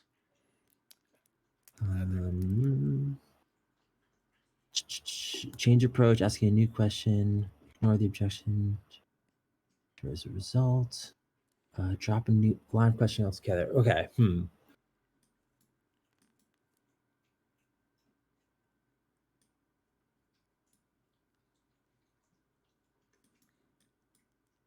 I guess I'm trying to figure out like what would not be speculative if I'm like saying, do you believe that this dress could be the murder weapon? Is that still speculative? We'll see if they object again. I mean, that does feel like you've changed approach for sure. I just want the knife expert to talk about how a knife dress can kill.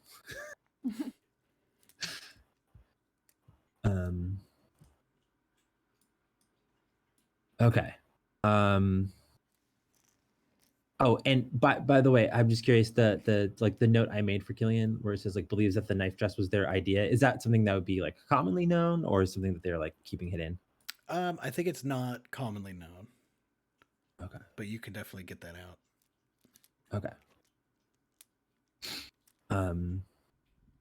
Okay, then I ask, do you believe that the dress that was in question was a responsible thing to have at this event for the safety of the people involved? Do I think the dress or specifically or a dress made out of knives? The dress made out of knives. the dress. No, I mean, Arbalest is. Pardon, darling, Arbalest is not skilled with sharp points. Interesting. And I'm gonna throw in my well actually move here, which is I know more than anyone else in the scene about my job and expertise. Establish a fact or reveal a fact to be false for one very specific reason. So I think I will choose the establish a fact and incriminate someone else. And I will say anybody that sets out to make a dress out of knives knows that there are basically two options. There's one option, which is that it is a dangerous item to wear because certain movements can cause knives to go places you really don't want knives. And the other option, and this becomes obvious as soon as you sit down, that's the important thing. The other option is to angle the knives in such a way that they're always pointing away from the body and are only dangerous for someone who gets too close. It appears to me as though option 1 was taken and some knives were allowed to move towards the wearer. So I'm slamming down. Go ahead. Oh, go ahead. Go ahead. Finish your thought. I'm just saying I'm slamming down a note card that says, like, you can make a knife dress that is entirely safe to wear. It's possible. That's an interesting point because here I have a notebook of designs by Arbalest of It, none of which contains any pictures of knives at all. As if this was not carefully planned for the safety of the model. Yes, Arbalest's best work is done with round corners, fluffy cushions, that sort of thing. Something that you would like to fall down a set of stairs in as opposed to a knife dress. Not that you ever want to fall downstairs, of course. Well, then that brings me to my point, dear courtroom, that whether or not Arbalest is guilty of attempting to assassinate this poor young model, they're extremely guilty of negligence and possibly theft of design. I would like to use my move of vocal reaction as the entire room gasps. And I'd like everybody to fill in a piece of their epiphany clock. Please. Everyone, wow. And I also filled one in of mine when I did the well, actually. Mm-hmm.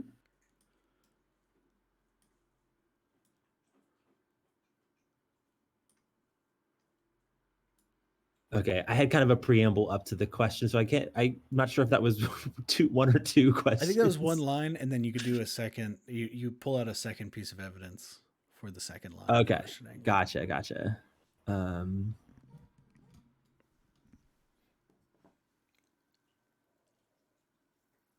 the defendant can be brought up to the stand as well, right? Yep. But it's the second line of questioning to the same witness. Gotcha. All right. I'm going to use my move, something up my sleeve, to bring up another piece of evidence. Okay. So I said possible theft.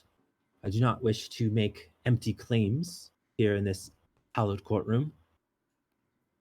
I also have this, and I pull out another piece of evidence, a new piece of evidence.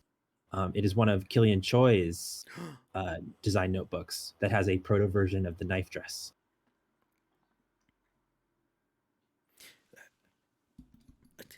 What? How did you get this? Of course. Why am I even asking you this? I have a good relationship with some of your assistants. Mm.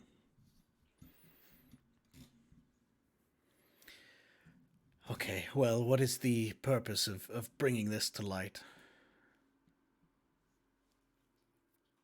Do you confirm that this is your design? Yes. This is my design. I'd hope to keep this between me and Arbalest. I don't want to drag our dirty laundry of potential how do you say, plagiarism to the court of law. But I suppose if that is your bidding, Lucifer, then yes, this is my notebook, and that is an early sketch of a dress that looks very similar. As I mentioned before, I'm here to elucidate the truth, and whether we have to bring out some dirty laundry, that is just the name of the game. Thank you, Killian. That is all.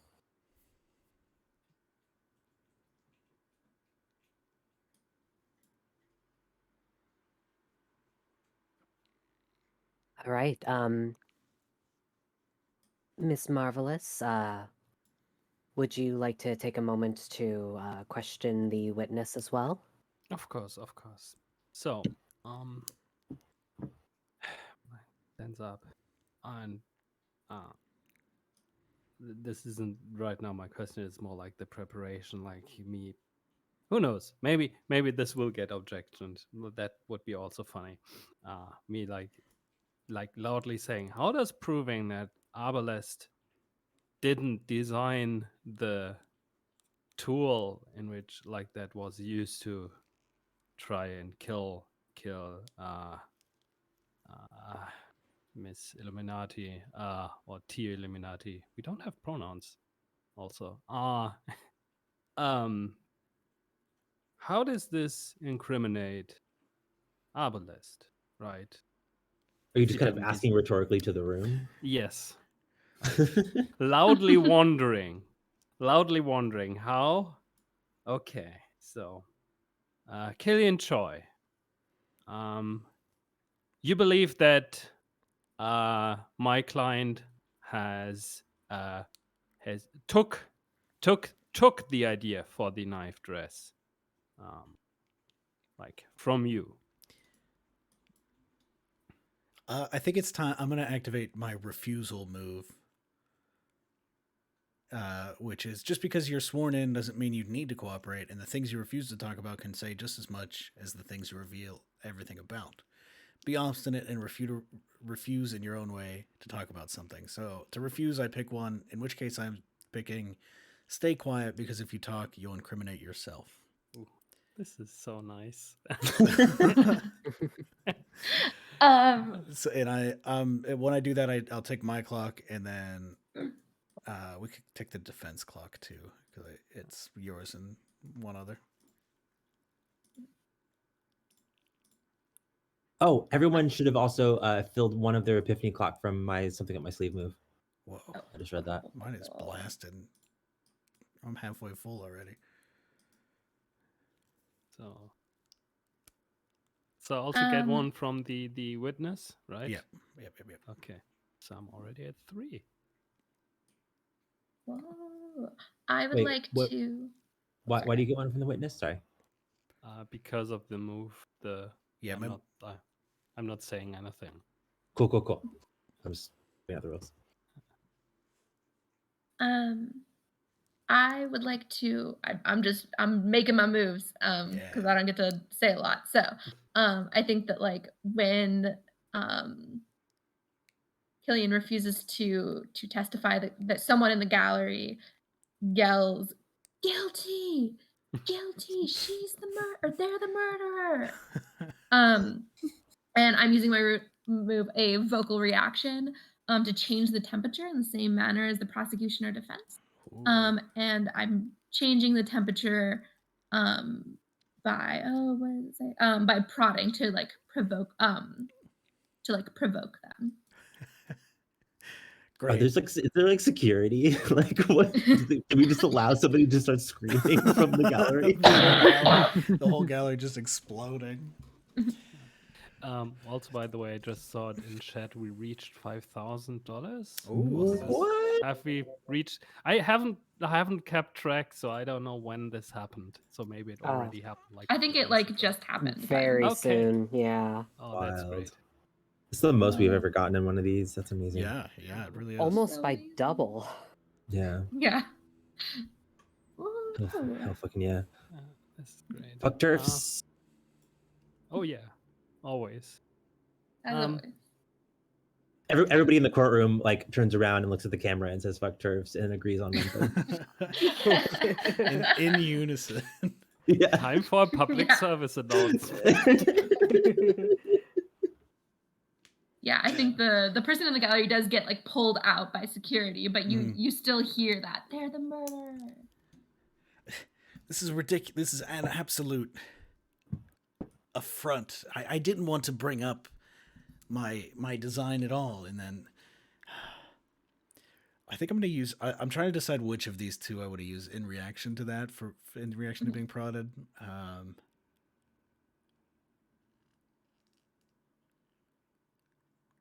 I think it's going to be my secrets are your secrets, which your fingers are in every pie. You know more things than you should, and you'll use it to your advantage. My unique connection to the case could implicate someone involved.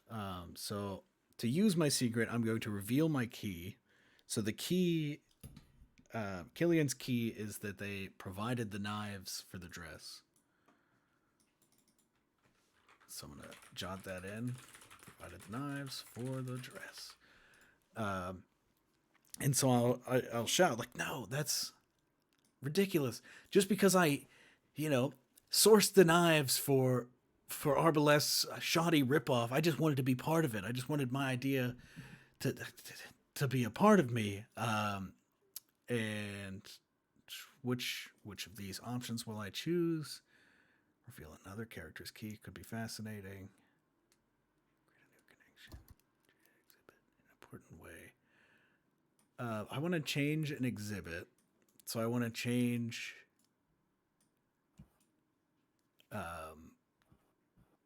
my sketchbook. And I want to point out specifically that the knives are all facing the opposite way as they are in the final dress.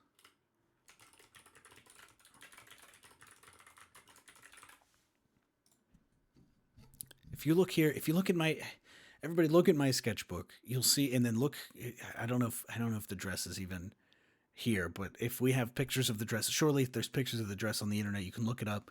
The knives in my design are facing downward, much safer.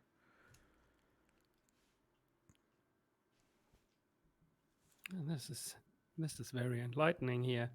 So, okay. I have to see. What else can I do here? Maybe I. No, not something up my sleeve. I think I keep that one in my back pocket. Okay. Yeah, I think also looking at how can I phrase this. So, and I take the. I assume the exhibits are like laid out on like a table or whatever. Mm-hmm. I take the portfolio of Arbalest, like leaf through it. They like say like, yeah, you're like and gesture towards like Shaw and say, yeah, you're correct. There's no knife, no signs of knives. A lot of padding, smooth materials. So like.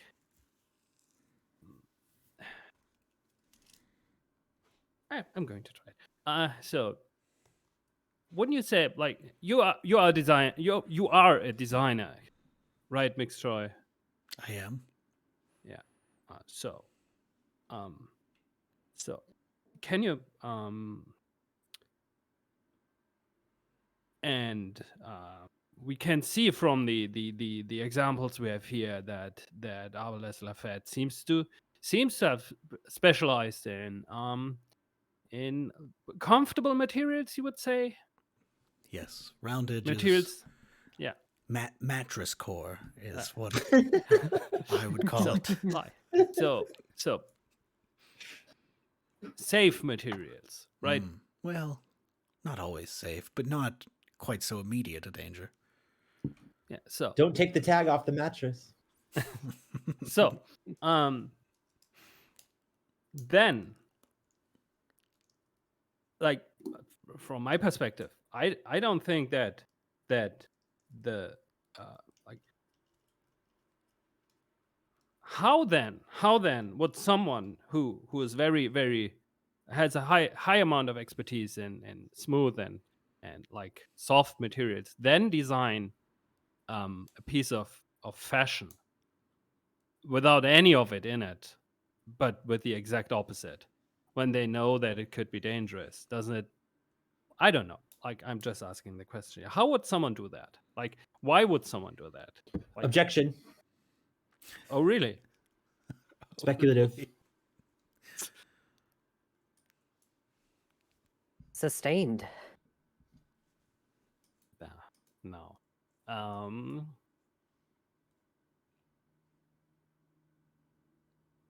I think I'm going to change the temperature, and I just ignore the objection. How would someone really? How would someone?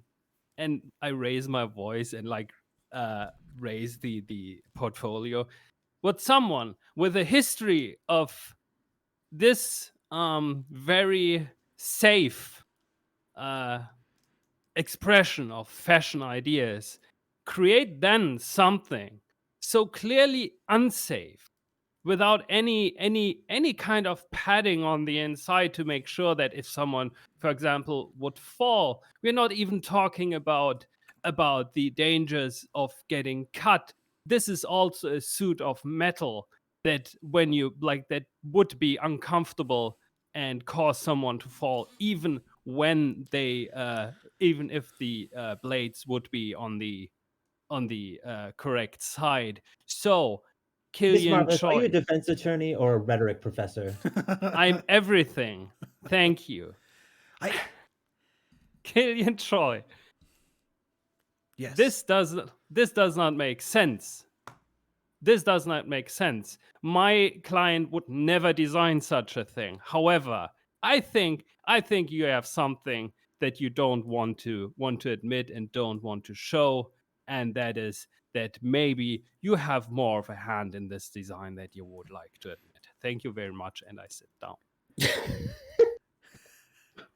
I don't know if this was legal of me, but I was about to say, I would actually like to use a move here. This is a judge move called I'm warning you. Tensions are always high in the court, but that doesn't mean people are allowed to act however you please. Your courtroom has rules, not just the laws you're here to uphold. So essentially, I warn someone, telling them to change their tone or approach in the courtroom, or else. And in this case, you went against my style. Now, hold on here, Miss Marvelous. I will tolerate, glancing at Satan, quite a bit in this courtroom, but I won't tolerate bullying the witness. If you continue along these lines, I will have to hold you in contempt of court. Do you understand? yes, my apologies. Like very pointedly laying the pen down.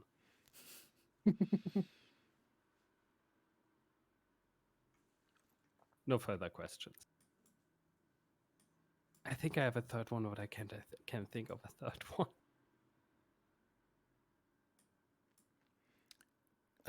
That's a... Would you like to call your next witness then, Miss Marvelous? And you could also call a surprise witness at this time. And so you have the option to call a surprise witness. It is optional, and then you get to call one of the normal witnesses.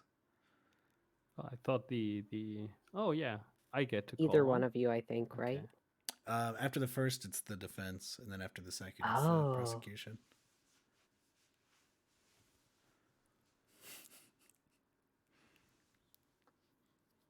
Okay, so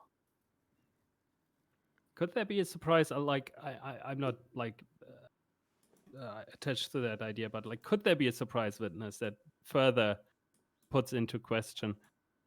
Also, by the way, I like the idea of like me basically saying, yeah, Abeles didn't do his didn't do their job.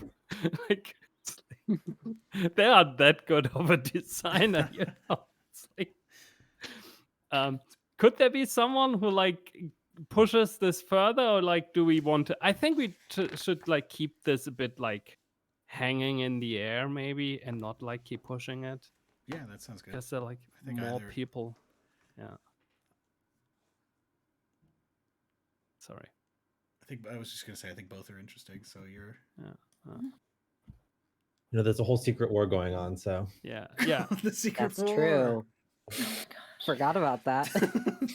Like, speaking of this, I think I'm going to call Jefferson Evil into the stand. Jefferson Evil, great, shiny. Jefferson Evil steps up. There's certainly like a glint to him.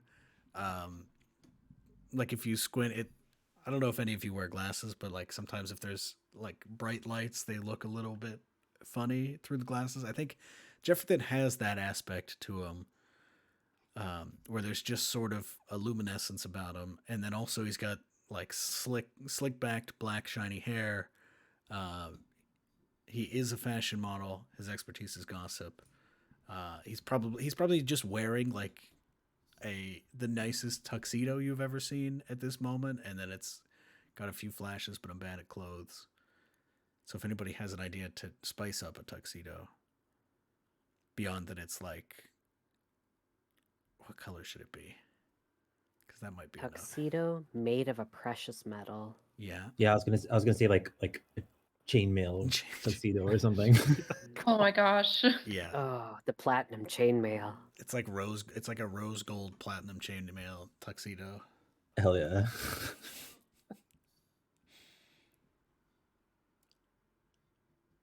Oh, what? Sorry. By the way, I'm filling in a tick on Lucifer's Epiphany clock for when I used my move. I fill in one of mine and one of someone Cool. else's. Oh. I could just do that myself. Thank you. Just watching you put this weird purple 3 on there. All right. All right, so you're calling Jefferson to the stand, and yeah, you can go through two lines of questioning as before. So 2 pieces of evidence that you'll ask questions about. Oh. Okay. Mr. Evil. I have a Mr. note Evil here. is my father. Sorry. I have a note here. Mm-hmm. That shows that during the show in question, like the dress that we have already learned so much about, thanks to the illuminating answers of Yeah, the William knife Choi. dress. Yes, was actually meant to be worn by someone else. That's what I heard too. Yeah. And like squinting at the name, I think this is you. Let me see You that. were supposed like hands. I'm like, I don't hand it over. Like, hold it right in front of your face. Yeah, let's take a look. Jay.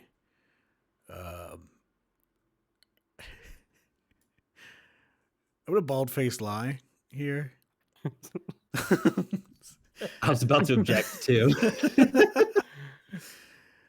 So to lie, I pick one. Let's see. Reveal. I love that you have to announce that you're lying. To lie, pick one. I'm gonna choose lean into your style for better or worse. Absolutely glowing, like looking at this, spelling out my name, Jeff. Yeah, that's me for sure. Objection. This is a Oh, come leading again. question. Kind of got a point. We've all seen the signature of the name. It is illegible.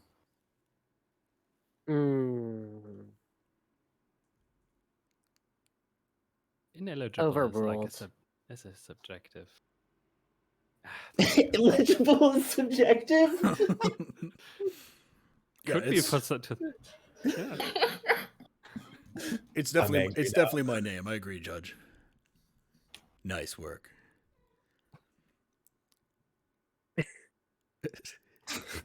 The judge like pointedly looks away. So. Some more it's over. papers on the prosecutor's desk catch on fire. Okay, so are you reacting poorly? Because yeah, if it's overruled, the affected party must pick one: react poorly, react sportingly, or react with abandon. Is that me or Oh, you though? Lucifer has to react. Yeah. Okay. The judge creates a new tilt, so that would be something that the judge would do to affect my mood. Does that work? It's You something would that you would create a new tilt for me, which would be something else I would intervene about, would bias me, etc. Gotcha. Okay, and that's another thing that I'll message you privately. I'm not sure if you're supposed to say it out loud or not. I think Okay. Morning, I think you create the new tilt based on the poor reaction. So like something about that reaction probably irks you. Oh, And if it happens again, then okay. you'll warn them. So how are you reacting to what you said you were setting something on fire? Is that Yeah, some of the papers on the prosecution desks catch fire.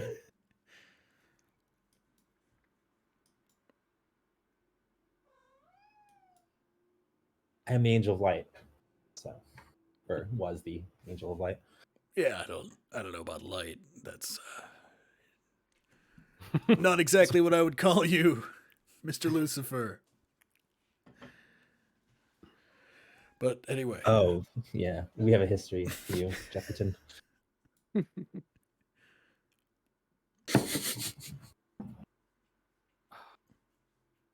Now, okay. Oh God, I have a good idea. Let's Famously Christian model, Jefferson Evil. Are the chain links little crosses? Yes. Oh my 100%. Oh, That's perfect. Oh yes. Nightmare. Okay. It's like trying like.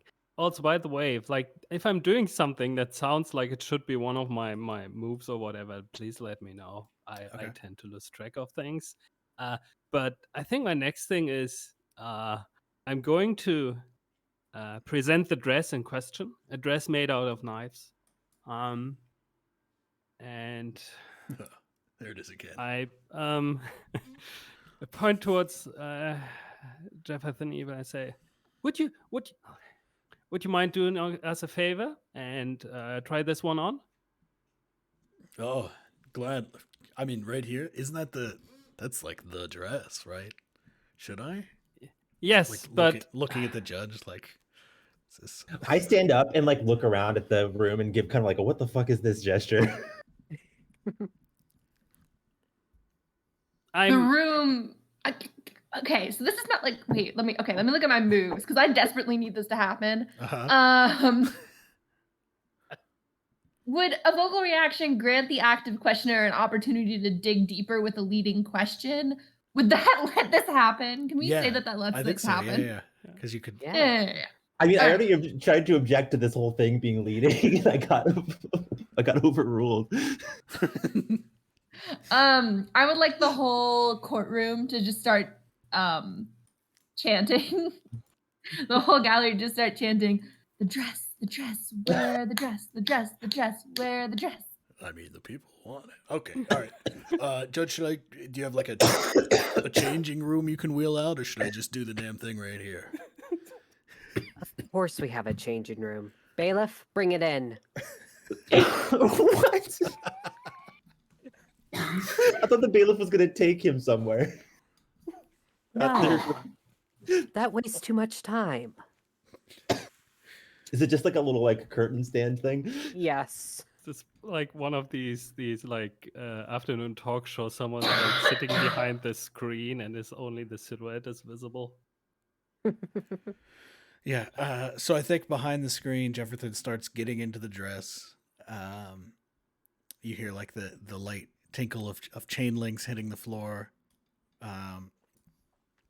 And then he steps out of this changing booth. This dress is way too small for this. Now I'm imagining large no. guy. It's like constricting, it's squeezing. I think if you look close enough, which we don't have to get into too much detail, but like you would think that this should be killing this guy, but it's not. He's fine. He's like, here, it looks good, huh? Yeah. I mean, is he like a looks, demon slayer? looks perfectly safe to me, if you ask me. So then obviously, and this is something that like we all have to decide towards the end, is if this dress was meant for you to wear, then it should have been designed in such a way and should have been measured in such a way that it's safe for you, right? Yeah, that's a question for our Arbalest right there, I think. Can you do that? Yes. Unfortunately, we can't answer that, but What? you are a model. Have you ever, like, when you have to, let's rephrase this then. Have you ever had to wear something during a fashion show that was the wrong size for you? Well, the wrong size is in the eye of the, I don't know, somebody. Right? I mean, this seems like, to me, I think this is a perfect fit. I do like a big flex, and it's horrible. But again, no blood or anything. But like, It causes really all the knives to like go erect. Like, you really think, yeah, yeah, it's all right. Anyway, I I think this is all I wanted to ask. Thank you so much for this demonstration. It was very illuminating. Lucifer is both simmering and baffled by what's happening. Listen, I don't know what I'm doing here. Oh my god.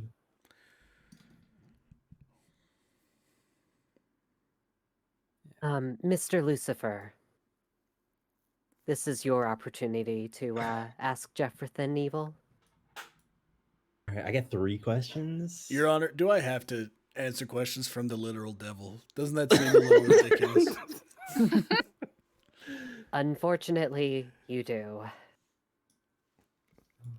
I'm legal practicing prosecution lawyer in our fair city. All right, let me try this. Unfortunately, Let me try this. Objection. Does that work? Can we get this? I'm sorry. Only the prosecution and defense can do that. Damn it. He passed the bar. My hands are tied. do I need new evidence, or do I just ask this dude questions about it's stuff? it's the same stuff that was presented. Okay. So anything that came up, and then also the evidence would be your About lines. the note and the dress. Where is that again? Oh, I see. All right, Beelzebub, what do you got? Beelzebub's actually my second in command. So I don't really fuck with the flies. Let's see. A note that shows the soma. I mean, I'm still pissed about this note, and I'm trying to figure out how to bring this back into play. Look, there's no flaw if you can get the defense or the witness to just lie about it.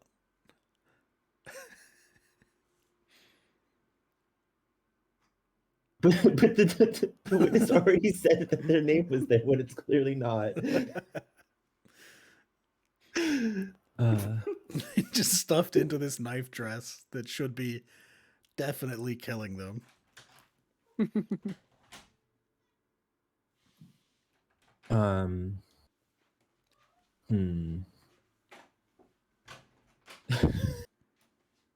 The fossil. All right, wait. Okay, so there's no evidence on the knife dress.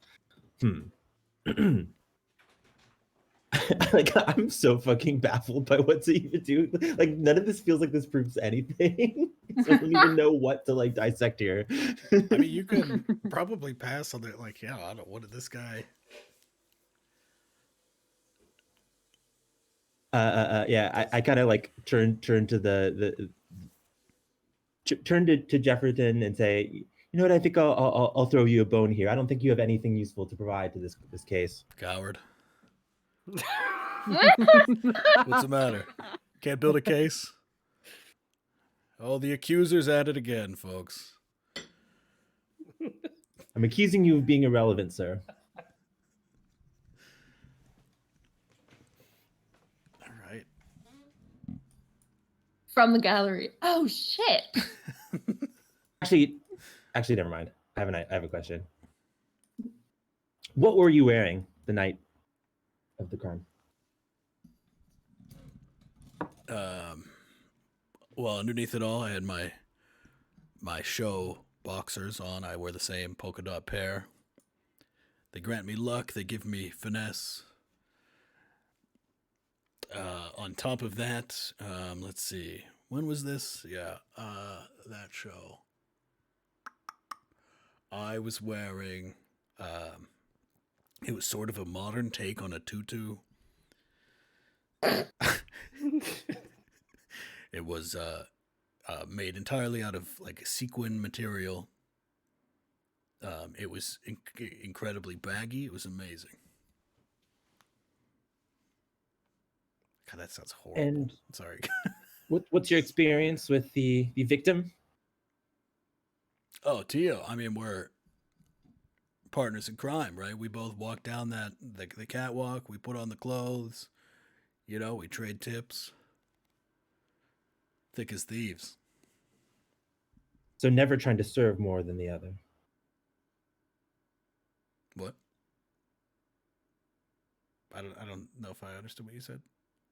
Oh, never trying to serve more than the other. Like, give a flashier impression. Oh, nothing but sporting competition. No. All right, that's the rest of my question. I'm going to use another move here called Guide. Someone in your courtroom is close to discovering something or to making their next move. You can see it in the way they ponder and pause. Give them a nudge in the right direction. And here I'm going to use the one called Prompt, where I ask a character question to push the story forward.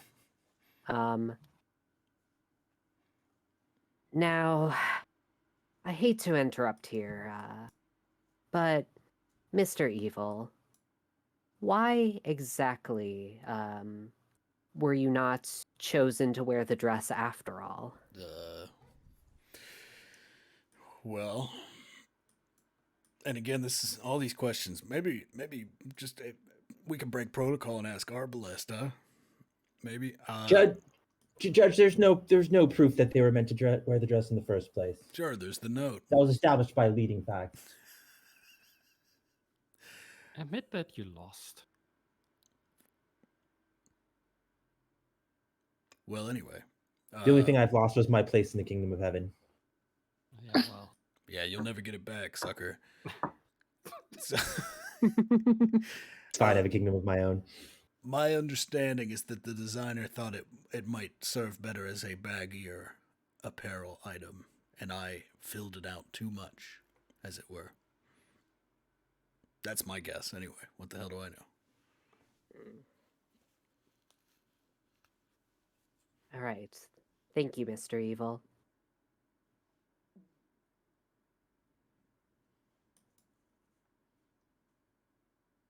All right. At this point, if the prosecution wants to call in a surprise witness, they can. Ooh. Surprise witness. What do we need more information on? Everything. Yeah. This case is fucking nonsense so far. I think you can also bring in the victim and defendant if you if you want. Yeah, that was something I was wondering anyway, if we could do that. Yeah, definitely defendant, and I assume the victim, if we want, like, I don't think we've exactly established the victim's current condition, but you would do that by calling them, and that would be fine. And then you can also call anybody from, Margaret, if you're up for it. I don't know how you're feeling. Yeah, anybody from the gallery. That maybe made a I'm down comment. for it. I do have a cough that's been more this morning, so But if you need someone from the gallery, I absolutely can arrive. I feel like the one thing we haven't established is like what this attempted like assassination even looked like. Because like I feel like if I knew like what happened, I'd be able to ask more questions about that in particular. But also, I don't really want to put the victim on the stand because the defense attorney has the like weird body. I feel like that might be relevant to them. It could be like a doctor. Like, I mean, someone had like it was an attempted murder, so there like would have been some kind of injury. Again, it's not like just Could like also- describe. Okay, yeah. Oh, sorry. Could No, also go be ahead. someone who saw what happened. Yeah. It'd be a good place for like me to step in as someone from the gallery. Yeah. Which, yeah, I mean that could be like if Devin, you have an idea for like what you want, but not how you would actually call them, that then we could jump in and say somebody just like explodes out of the gallery and says, "Put me on the stand." Yes. Oh God, I need it.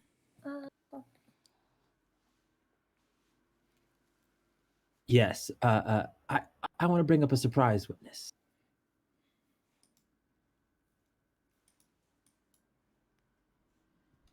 And who would that be? Let's see. Margaret, do you have a random name or? I do not have a random name. I was about to panic. I'm like, I have a list of model names from something I did a while ago. Yeah, give me one. How about Sasha Cinch? Sasha Cinch is great. Cinch in particular is get me. So let me. Well, boy, can I copy you? Just you. Yes. What do we think Sasha Cinch his pronouns would be? Oh, any pronouns? Any pronouns are fine. Let's see, style. Let's go with can we just go bitchy? Can I? All right. And then job and an expertise in seeing the crime. Mm-hmm.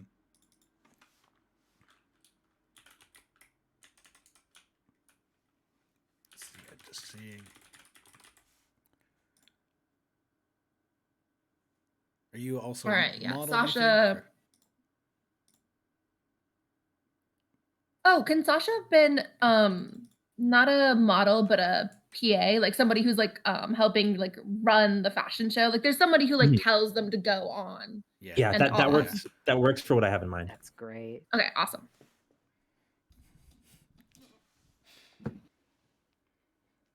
Let me review my witness moves. Okay.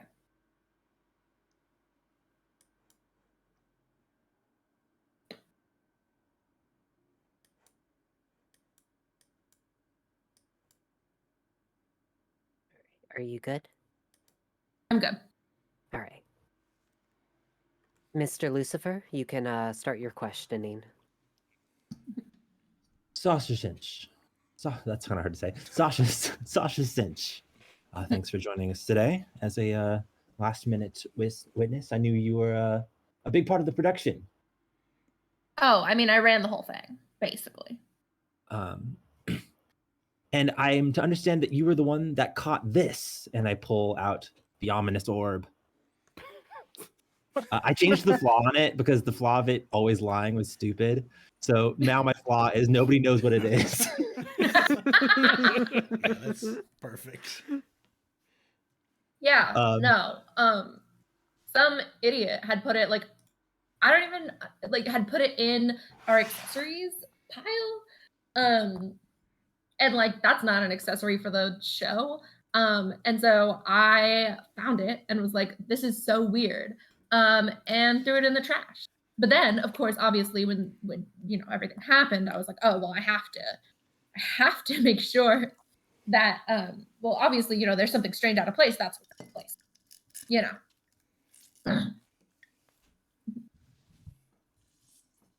Through a little bit of experimentation, I have discovered this.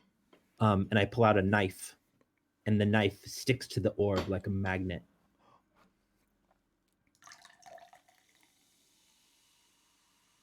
Wow, I can't believe I didn't catch that. Well, I mean, there was a lot to do that day. So, I mean, but it's a magnet? Can I hold it? Yes. And I bring it up to you. And I kind of like touch it, and I'm like, wow. My understanding was that you caught this at the moment. It rolled off the stage. Yes. Yes. Yes. Objection. I was wondering how it got out of the trash. So Objection? like I said, I threw it away. And then suddenly, while I was on the hold up there. Hold up. The defense was trying to make an objection. Oh, sorry. Yeah, that was a leading question. Was it? I introduced that. That was the whole reason that I was bringing them up as a witness. Was that they caught the orb. Oh, well, can I abstain from the objection? You're withdrawing your objection. Yeah, it's okay. It's okay. Yeah, okay, my misunderstanding of the question that we were going with. I was like, oh yeah, they caught it. Like they saw it. So I'm to understand that this magnetic object that attracts knives towards it was on the stage at the same time as the incident, and you were there to remove it from the stage to make sure that our victim was not Objection. a victim of a. We don't know if the orb is a magnet. This is speculation. I pull the knife off. I let the knife go, and it like clicks to the ball. Graceland just kind of looks at you for several long moments. Overruled.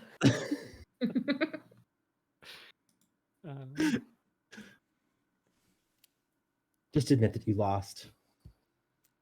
I say back to. I don't know how to react towards any of these things that I was supposed to do. So we'll see about that. But I think I react sporting and say, fine. Oh, that means you can create a new connection. Yeah. I think about that. Sorry for interrupting. You're good. No, that's the game. Yeah, it's quite literally I think that's quite literally the point of the move. Oh yeah. Still, sometimes it's so weird. Like, okay, so I like was able to basically establish that this was like at on the scene stage of the crime. Yeah. Yeah. So I guess that counts as a question, like just kind of bringing up that fact and revealing it to the court. I mean, you can ask question. Yeah, like that's your line of questioning. Oh yeah, I keep forgetting it's like a line of questioning. Yeah, so if you've got like a follow up, yeah.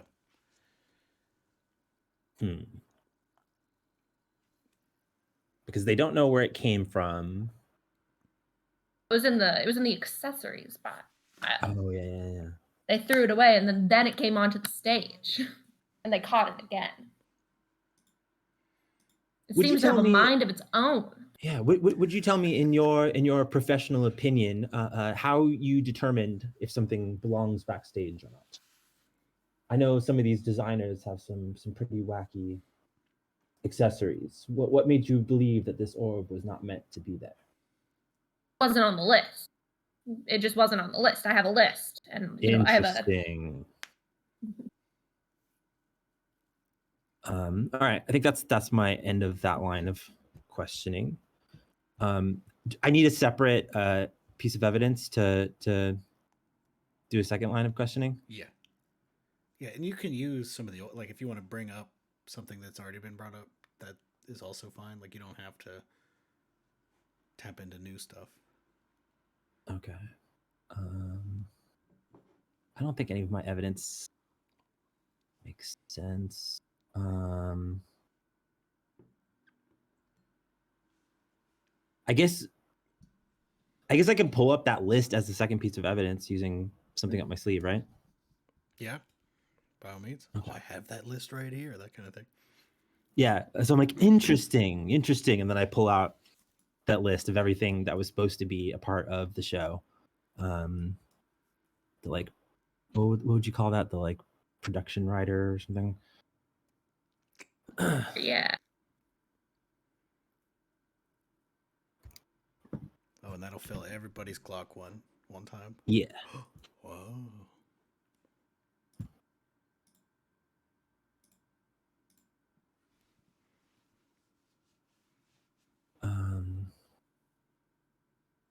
Was there anything else unusual on this production list, in your opinion? I mean, it's not. Okay, wait a second. Let me think about a good answer for this. Let me look at my stand moves.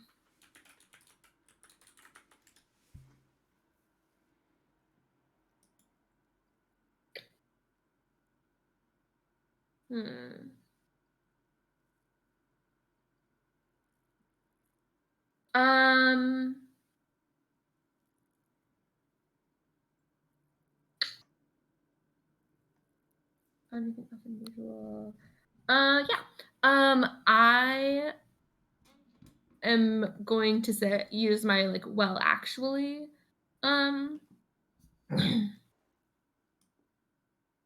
well actually move. And I'm going to establish a fact and incriminate someone else. Great. And I'll say, yeah, well, it's more about what was left off the list. You know, Arblest had asked me to like get a like super powered magnet, and we had like what's the word I'm looking for? And we had rejected that. It was too expensive for the show. But it was definitely requested. And you can see under the like request, I point to the like requests part of the list, to a place that has been kind of like scratched through. It says large magnet. And you can see there, I mean, it's a real pain in the butt, and we couldn't afford it, but you know, that's what they asked for. So we didn't get it for them, but I So guess we a got magnet. some sort of wizard orb instead. Interesting. Yeah. All right. That's all I have to ask. Okay, I get to fill in one section of my epiphany clock. We're doing. Cool. I don't. All right, Miss. Yeah. Okay. Good. Sorry. I was. All right. Checking on that. Yeah, you're good. All right, Miss Marvelous. Do you have any follow-up questions? Maybe. Also, by the way, I put for like connection that me and Sasha Sinch are former best friends. Oh, good. Okay, Sure. great. Which might explain the slightly petty objectioning from my end. Just trying to object at everything, just to hope one goes through. Yeah. Okay. When you come up, Sasha, that he crosses his arms. Okay. Like, also, like, if I start like formulate, like saying things and like get facts wrong from the line of questioning, correct me, because I was like kind of trying to do several things at once and I might have missed something. You're good. I will. Yeah. I will well actually the shit out of you. Don't worry. So you found this orb, right? Mm-hmm. Okay, and it was not on the list of requested items. No, and I didn't put it there. Okay, but remind me. But Arbalest requested a magnet. Yeah, and it was too expensive. Okay, so we have an item that was requested but has not been given, and an item that was there and nobody knows where it came from. And it was just it was on the pile of stuff, or was it on the? Well, so we on- have like a prop lay, right? And it was in the prop lay. And so I threw it in the trash because it Okay. wasn't a prop. Okay, and you did that after Tio was found injured. No. I did that before Tio was harmed. And then after Tio was harmed, I caught this come rolling off the stage. Someone took it out of the trash can and put it on the stage. Okay. Did you see my client place it? Well, no. But like, who else would have placed it? Okay. Well, Not me. None of the other PAs. They're fucking useless. well, I didn't. I haven't asked you to speculate about who it was. I just asked you if you saw my client, which you didn't. So thank you for that. And so She rolls her eyes. yeah, well, can't. Not here, okay? Like very like, oh God, why do I have to talk to them? Looks around. You know, I don't think I have any further questions. Or maybe I have to admit I misunderstood something up my sleeve, because I thought I can only use it once, like in the whole session, and not once per witness. So that's on me. But and I kind of want to run this by folks. What if I present evidence that shows that that Sasha placed it? Yeah, absolutely. That's great. I love this. Yeah. Yeah, well. Okay, so you're saying that someone put it out of the trash, right? Yeah. Well, it's very funny because I have and what is this? Is this like footage? Like security maybe footage. like while I'm talking, someone is like rolling a TV into the room, and Oh, like I God. pull out like a very big like video cassette. It's very interesting because you see, I made some calls this morning and like was like talking to some people, You and I made found some this. calls. Well, okay, I like gave I gave orders to do some calls in my name. Let's be precise. Anyway, and like we got this very interesting footage, and I put it in here, and it's like grainy video cam. I don't think it's even like surveillance camera, but like someone left a camcorder like on a seat, and it's pointed like towards the stage, and you can see someone that looks very much like Sasha Sinch, but not completely because the footage is not very high quality, placing the orb like near the stage, or like taking it out of the trash. It's like from the alleyway or something like that. Like, and there's like a timestamp that kind of suggests that has been before like the thing happens, and they describe that kind of stuff. But also like, and I also like have to create the evidence, right?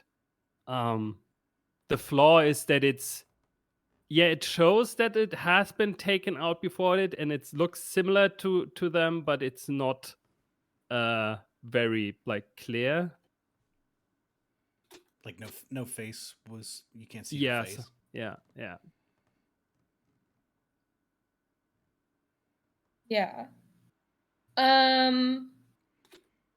I think that I am going to use the stand move outburst. Mm. And I think that Sasha, seeing this footage, their face goes completely pale. And they go, fine. I can't.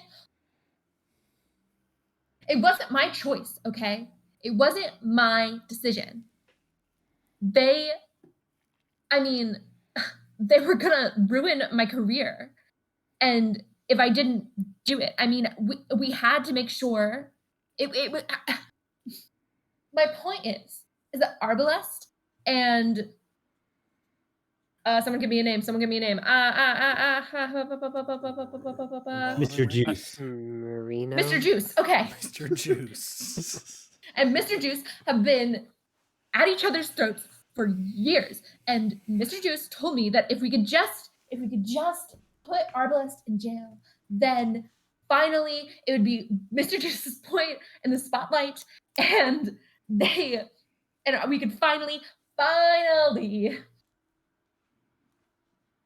I could move up from a PA and I could go into a coordinating position like I've always wanted. And so I really didn't have a choice. We just had to, it was going to be so easy. It was going to be so easy. We just had to frame Arbalest. Now you found this footage. I thought I had wiped it. I thought I had wiped it all. And she just starts like sobbing. Well, it's not the first time that you forgot something important, right? Anyway, no more further questions. Also, everyone mark one epiphany clock. From the outburst? Yeah. Yeah, no, no, from me doing the right. something up my sleeve. Yeah. And then I think From And also Outburst, I from think the I mark an Outburst. epiphany. I think it's everybody Wait, but you. Everyone does. Everybody marks an epiphany. Okay. Awesome. I don't know what to do with this Mr. Juice information. Mr. Juice. He's here. All right, Adam, you can get back on the stand and I'll return to my muted coughing. Okay. That was too much noise from my voice. That's fine. But it is. Bailiff. Yeah, go ahead. You go. Bailiff, please take Mix Sasha into custody.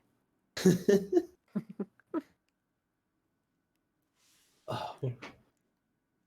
We only have an hour left. We haven't even talked to the victim or the defendant, and now there's a Mr. Juice to worry about. This is a Mr. mess. Juice.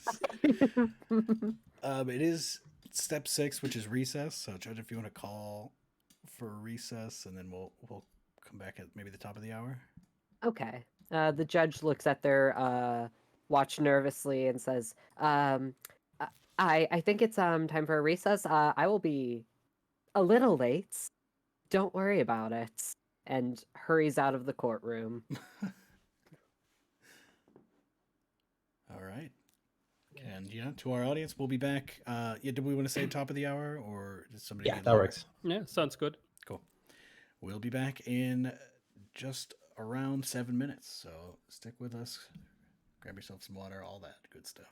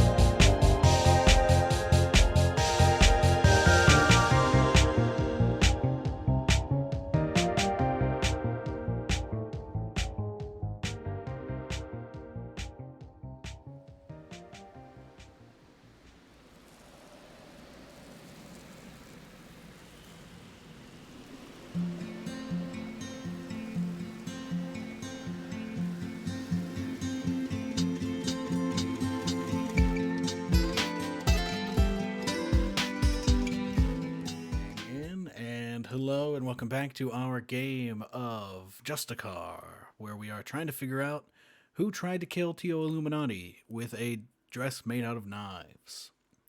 Have we gotten any closer to figuring that out? Maybe. Mr. Juice has been brought up. I mean, we'll see. We'll see what happens here.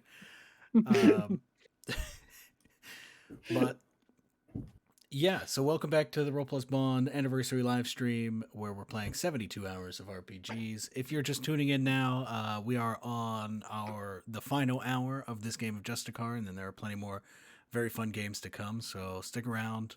Go to Roll Plus Bond, donate.rollplusbond.com to send some money to Trans Lifeline, who we're raising funds with, which we did while playing this hit. I think we already mentioned it, but we hit $5,000, which is wild. Yeah, very exciting. Yeah, so we've just finished the recess stage of the case, and so the remaining stages are a third witness, which the judge will choose, an optional surprise witness if somebody wants to bring somebody else in, and then closing statements, and then we do like some wrap-up epilogue and the verdict and check our epiphany clocks and all of that stuff. So, Judge Graceland, if you'd like to take it away. Judge Graceland re-enters the courtroom several minutes late, looking absolutely dejected. Takes the stand. In the interest of making Satan's not this here case yet. go along for... Satan is out in the lobby arguing loudly on a big blocky cell phone that has a little pitchfork charm on it with their ex-boyfriend Michael about some heaven and hell war bullshit. I see Mr. Lucifer isn't here yet, so I'm going to take the initiative and call a witness on their behalf. I would like to call Arbalest Lafette up to the stand.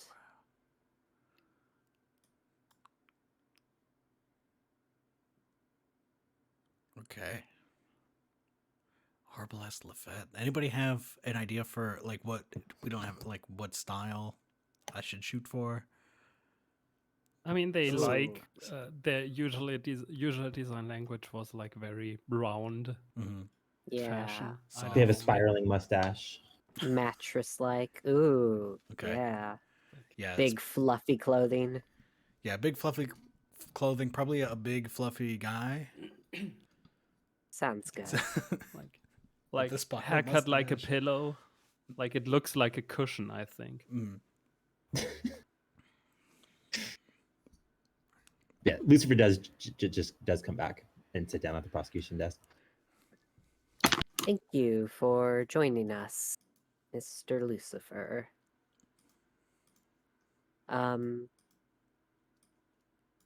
Since you came in late, I called a witness for you. Why don't you go ahead and question our defendant here, Gladly. Mr. Lucifer? Gladly. I stand up. I walk over kind of dramatically. What's Arbalest's pronouns? I don't know. He, they? Sure. Sounds good. Let me throw that in there. I got a sketchbook of this. I guess I'll bring that up.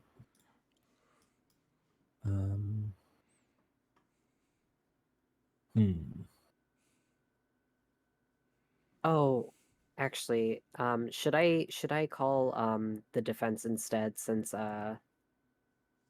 she has some more relevant things, or Sure. do you have an idea? I don't. I was trying to come up with one, so. Okay. All right, I'll retcon that then.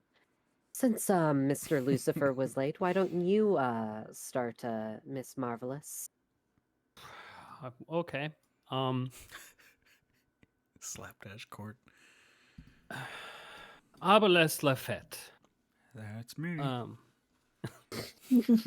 So we heard quite a lot about quite a lot today, haven't we? So, God, what do I have? Like, I can,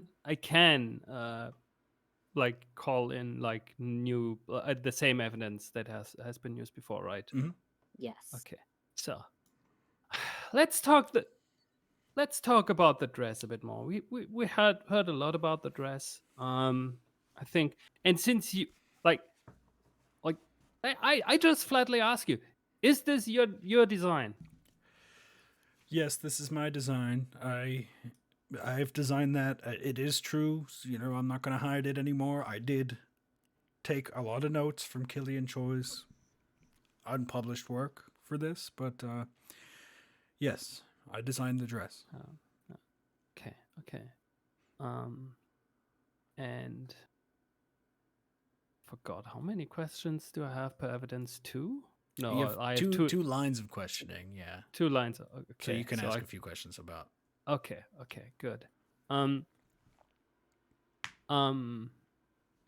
Shit, now I forgot what my second question was. So you designed this. Okay. This is quite interesting because we heard, and someone correct me if I'm wrong, if this is out of line for me here, but we heard that you usually, and it is known that you usually, or your previous designs have been quite different, right? Correct. What made you decide to go in this direction then? Call it a midlife crisis. Yeah, very, very common, I think. Okay. Now, what was your relationship to the victim? Did you know each other like in any shape or form before? Going to perform a bald-faced lie, and I will cover your tracks with jargon from your jobber expertise.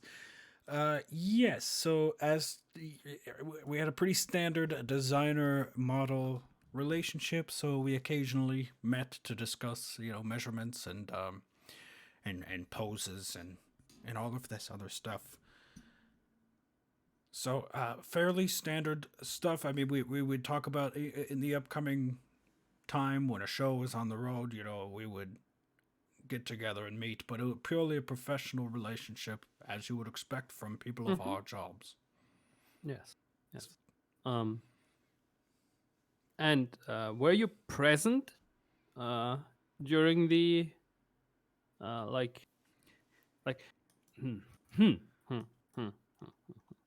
Now, let's talk a little bit about the note now. So, am I correct in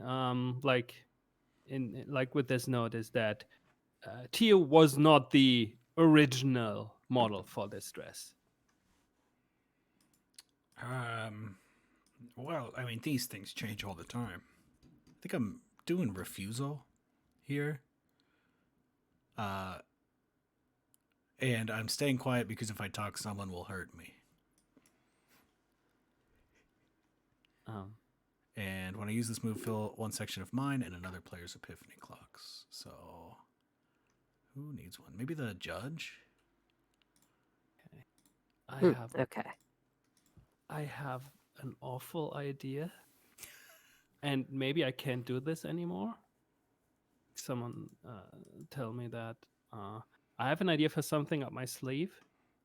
And it's evidence, like, basically showing that Avalès Lafayette has a contract with Lucifer.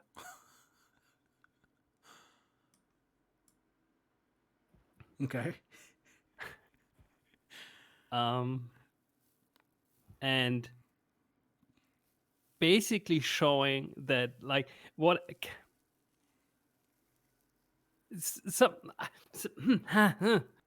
the problem here is, like, again, I had this idea and then I forgot for which purpose I had it.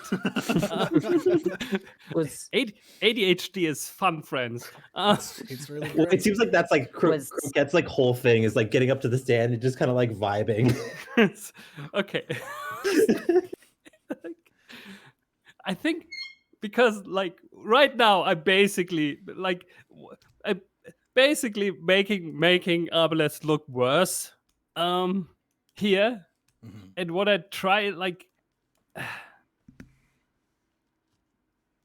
I don't think I have like anything here anymore. I think I just like said no further questions. This Okay, so didn't go you're well. not pulling the contract with the devil up your sleeve. I could, but I don't know for what purpose. That's the problem. Because I had it, I had a flash of an idea, but it's gone now. So and I accept that. Maybe can I suggest something?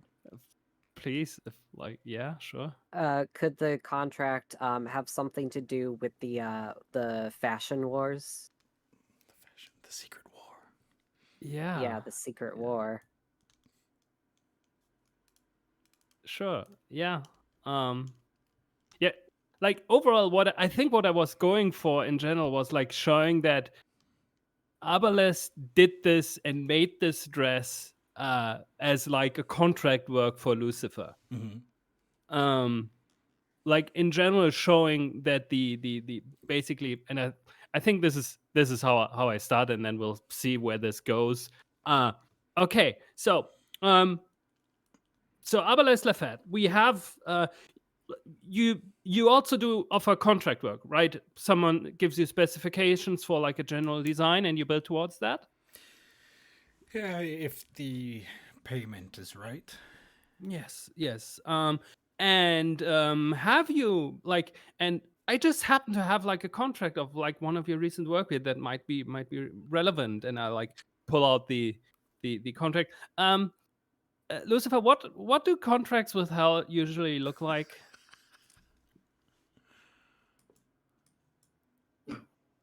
They're usually on a vellum scroll with graphite from the deep dark pits, usually scented with a little bit of sulfur. Like pull this out, and like it's a long scroll because there's like tons of like clauses in it, right? Am I correct about that? Yes. And it's just like flies through the courtroom as it unfurls. So I have a contract here between one Lucifer and Arbalest Lafette about like scrolls, like throws like the scroll up and like tries to find the path about like, and then points towards it, about one dress made out of knives to be shown at like the fashion event here. I'm not going to go into further details about the contract itself because that's obviously not relevant to this proceedings. Yeah. So is it correct that you did not design this piece out of your own motivation, but because someone else commissioned you to do that? Yeah. Oh, boy. Oh, what are you doing to me, pal? What did I hire you for? Yes. yes. I have a contract with the goddamn devil. So does the state. It's not that big of a deal. Yeah, I'm not judging you for that. We all have contracts with people we are not very proud of. I'm performing here. My secrets are your secrets. My fingers are in your fingers are in every pie. You know more things than you should, and you'll use it to your advantage. So, to use my secret, I'm gonna reveal my key, which I've written down a key for Arbalest here, which is Arbalest sold their soul to the devil in exchange for access to, or for that orb to be created on this earth. I don't exactly know why still. I think we'll figure that out. There's a lot of people's hands on this orb. But the benefit that I'm getting from that is I am going to reveal another character's key. And so I think I would like to see Lucifer's key at this time. Okay. My plan for this was gonna pop off when we brought up the second body, but I think I met Tio in hell. and already talked to them about all of this. Great. And I was Fascinating. going to use that to reveal that the two TOs are in fact parallel reality Those versions. are parallel TOs. Yeah. And that one kind of replaced another one in this universe. Okay, yeah, so stop me if I'm overstepping here based on that. So the contract was I will design this knife dress, and that would somehow allow some TO to become, I don't know, it's Satan stuff. He would have to understand. He would have to explain it, but my part of the deal was to exchange. It was to help exchange TO's soul or something like that. Like they were already dead. I don't get it at all. Well, like the important thing I think here is like is to establish that I'm not a murderer. Yes, that, and that you cannot be made responsible for like the design that someone else gave you. Well, I designed it. Well, you work to like someone else's specifications and like. Blah, blah, blah. Anyway, no more further questions.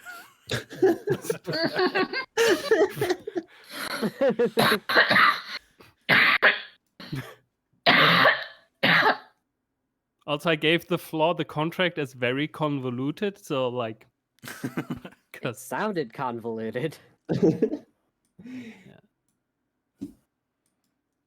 I'm all about clauses. Claws and clauses down in hell. Well, this is irregular, since it seems to be a conflict of interest at this point, but I guess you can cross-examine the witness, Mr. Lucifer. Gladly. So, you said you created this orb. Can you tell me why? Well, you created the orb at the end of the day, yes. Yes, but you as part of our deal is that I would make this orb for you. You told me it would help me get what I want.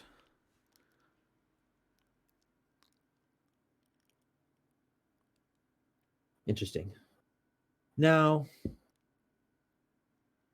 what is your relationship to Mr. Juice? I've never heard that name. Boldface lie. Because somebody would hurt me. How do I change the temperature? Let's see. Oh wait, no, that would be refusal. I guess yeah, refusal because somebody would hurt me. By the way, when I pulled out the contract, everyone tick someone on their epiphany clocks if you haven't. Oh shit. Cool. Yeah, I'm fully. All right. I'm fully. I'm gonna use the comfort move as part of the change the temperature. It's like, we have a deal, and you are under my protection. I will not let anybody harm you for saying what you know about Mr. Juice. Mr. Juice. Mr. Juice. Did we, out of character real quick, did we come to a decision on who we thought Mr. Juice was, or are we still I like my pitch in the the chat, but we don't have to go with that. A big fan of the pitch in the chat. Okay. So Yeah. Well, some might say Mr. Juice, you, not in a legal sense, but Mr. Juice is me. A different me, but Arbalest Lafette. Oh, I can't even believe I'm saying it. I'm gonna do something up my sleeve and call up a surprise witness, Mr. Juice. Oh no. Okay, so a second Arbalest Lafette, is it being rolled out onto the? Yeah. Is the original? Is that one very pointy? Oh, no, I think what I do is I walk to the middle of the courtroom and make a summoning circle and like forcibly manifest Mr. Yes. Juice in the summoning circle. Yeah, how alternate are we talking? I think Mocha brings up a great point. Is this like the anti-arbalest, or is it the exact same looking person? I think it's the exact same looking Okay. person. And I think everyone fills Epiphany clock one more for that. I'll definitely have one. I don't know which kind, but yeah. Or what if they're like mustache spirals in a slightly different Yeah, way? opposite. Yeah, one spirals They're- upwards, the other spirals downwards. I was about to say spirals counterclockwise, but that makes no sense for a mustache. We can know, still an- say an that it is and leave it up for overhand- the imagination. Like, An overhand spiral, an underhand spiral. You know how it goes. Fuck, I have nothing to actually like grill this person about though. No, what's this Oh. all about? Uh, What's a court? Is a courtroom? Lucifer, this is completely out of hand. Put me back. I was in the middle of an important conversation. oh my god. Let's see. What the hell are they doing here? We were supposed to. This is. can you use up my sleeve on the new witness? Oh yeah, because that's it per witness. It's a new witness. Yes. Yes. Okay. Here we go. I got it. I'm gonna use something up my sleeve again on this new witness. Everybody ticks their clock again. Ooh, mine fills. Like mine is Yeah, already full. Surely I everybody. think yours is the last one. And so I was arguing on the phone during recess with my ex Michael, and I pull up a contract that Mr. Juice has with Michael.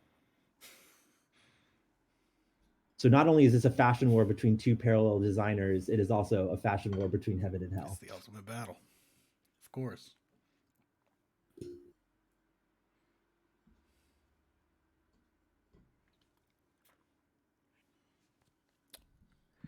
Yeah, okay, so you got the big contract, but this voice is surprisingly difficult on my throat. You don't have to do it. No, we're committed. We suffer for our arts. So somebody catch me up here. What exactly is going on? Is he on trial? Part of our deal was that nothing happened to him. Well, he was on trial, but you are him. Therefore, you are on trial as well. Now, this is absolutely... I'm doing an outburst. This is absolutely ridiculous. I cannot be held to account in a completely different universe's courtroom. I don't know the rules here. This is not...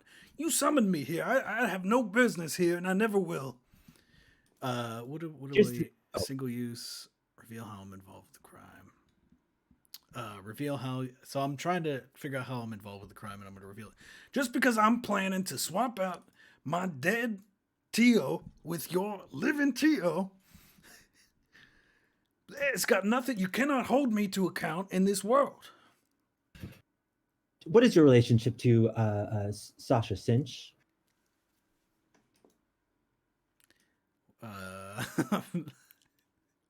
So Sasha Cinch earlier revealed that Mr. Juice hired them to do the thing with the orb at the show. Yeah. So let's say mentor-mentee.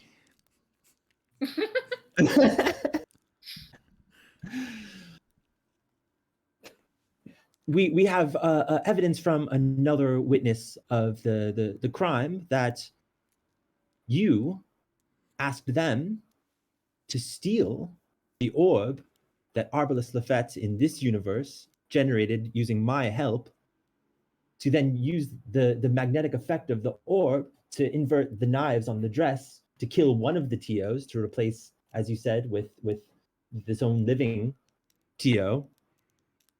And I regret doing the like convoluted crime plot beat at the I'm or gonna was chime it the palette? I was gonna say I'm gonna chime in with well, actually, Okay. because I think Mr. Juice here's expertise is on this like interdimension or on the basically the state of Tio. And I'm going to say, I'm going to establish a fact and say, well, actually, the plan with the knives was not to kill Tio at all, but to transport them. The dress is sort of a conduit to do the fancy stuff you did to bring me here for no reason. But So the knives cut the fabric of reality between planes. that was the idea. It's a subtle knife kind of situation. Mm-hmm. I'm a big Philip Pullman fan. He hates Jesus and Christianity. So, obviously my vibe.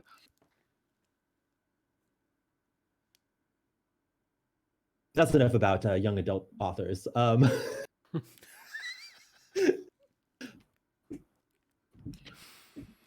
don't know what to do now. I'm using my move guide. So, Mr. Lafette, you're saying that Tio is in fact still alive, and that no assassination took place at all. Well, yes and no.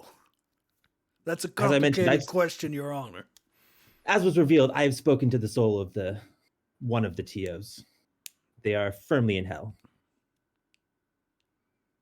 Well, is it the one that was killed here, or were they killed Just elsewhere? out of character question, I thought this was an attempt, so like Tio is still alive here, but Yes, Tio is still. So Okay. my understanding is that Tio is still alive, but also a Tio is dead. yeah. What I'm But we sort don't of- know if the alive Tio was from this universe or the other universe, and there Right, was like like, a switcheroo. The, Well, what- the thing is about like the alive Tio, like the trial. So Yeah, but if it Yeah. was just to transport, then Yeah. that's very different than an assassination attempt. okay, yeah. The thing was that we're just out of character because we chose convoluted crime, but that does mean we have to understand. Yes. Yeah. The thing So I'm my trying to thought- imply as oh, go ahead. If you got a theory. What I thought was that Tio was dead in the alternate universe, in the Yes. Mr. Juice universe. Yeah. In the And Juiciverse. what they wanted to do was switch those two so that the alive Tio would come to the Mr. Juice universe. Yeah. And then there would be the dead Tio in this universe. That is And this what I has was trying something to do with the imply war Mr. between heaven Juice and here. hell. Yeah. Yes. And, instead, the transport just severely hurted the Tio here. Mhm. Yes. Okay. Okay. Okay. And also, I think the second body somehow showed up here also. I mean, that's Yeah. like fucked So- up teleport. Yeah, the teleport worked in one way and then hurt the Tio in the outbound Tio, preventing them from actually leaving. I think. So I think that was the two questions that I'm allowed to ask, right? Yeah. Did you ask about two different pieces of evidence? I asked about their relationship to Sasha Cinch, and then I think I was asking them about The alternate the universe. contract, the contract with my Yeah. Surprise contract. Yeah. All right, Miss Marvelous, do you have any questions for the new Arbalest Lafettes?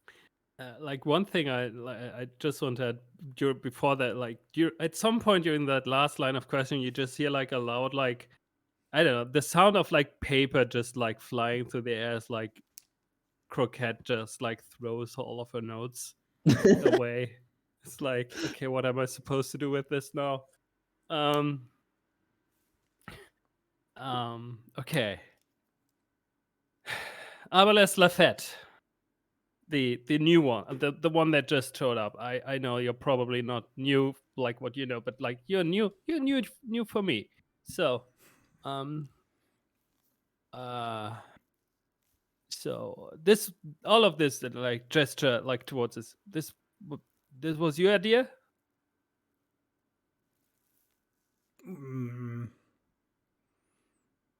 I'm gonna.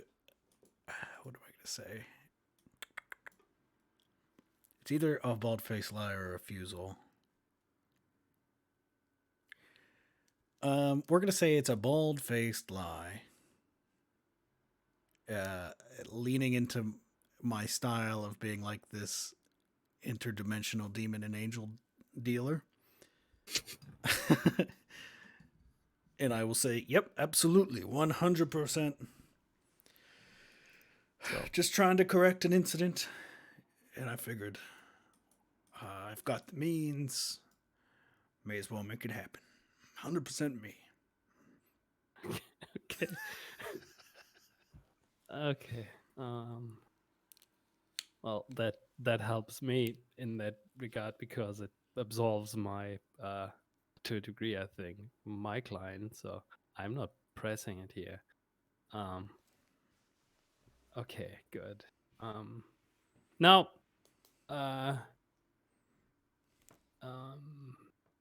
hmm.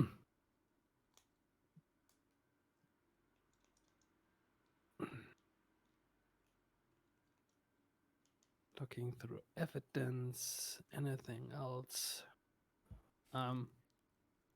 Have you? Can I also ask about like connections in general Yeah. and stuff? Like, have you and the Arbalest Lafette that is currently standing try at any point interacted with one another? Yeah, it was no. Except for now. Hello, greetings, Obelisk. Sorry about the trouble.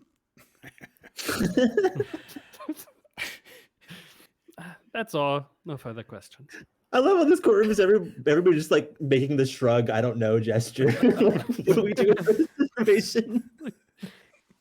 Graceland has been like pulling at their hair for about 2 hours now. Like, I think All I'm muttering right, to myself, like, what am I supposed to do with the second body? I thought there was something, and now that.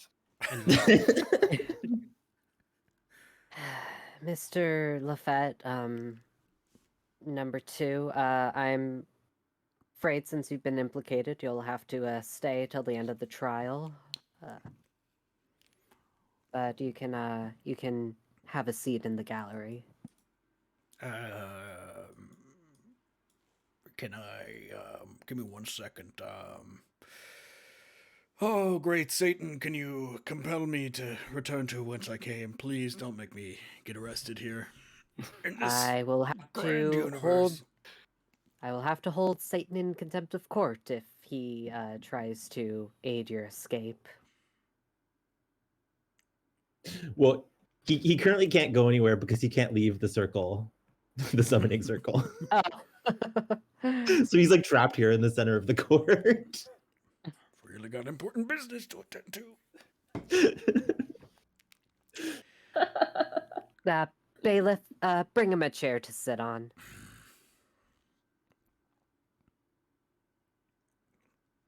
Right.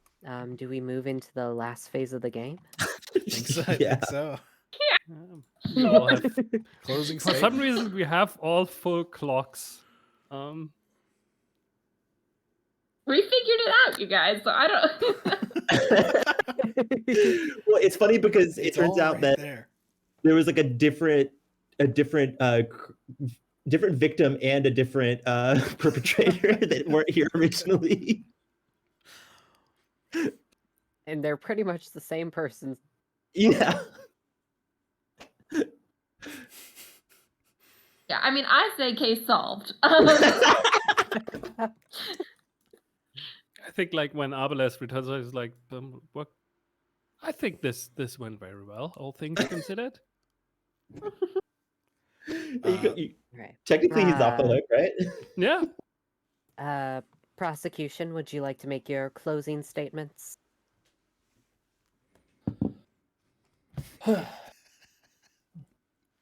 is unfortunate that the Great War of Heaven and Hell had to find itself clashing in a earthly courtroom, but as above, so below. And as we can see here, we were all unsure of who the real victim and perpetrator of this crime were at the beginning. And it turns out we found a new perpetrator and victim along the way. But I think it is clear that Mr. Juice here is responsible for the death of a TO, not our TO. Outside the jurisdiction of this court. Through the misuse of a satanic orb that the other Arbalest Lafette summoned, but not for this purpose.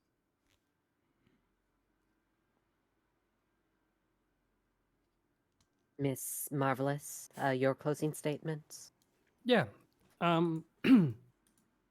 As I said at the beginning, these proceedings are meant to bring out the truth about what happened here, and I think we all were very much enlightened about what happened.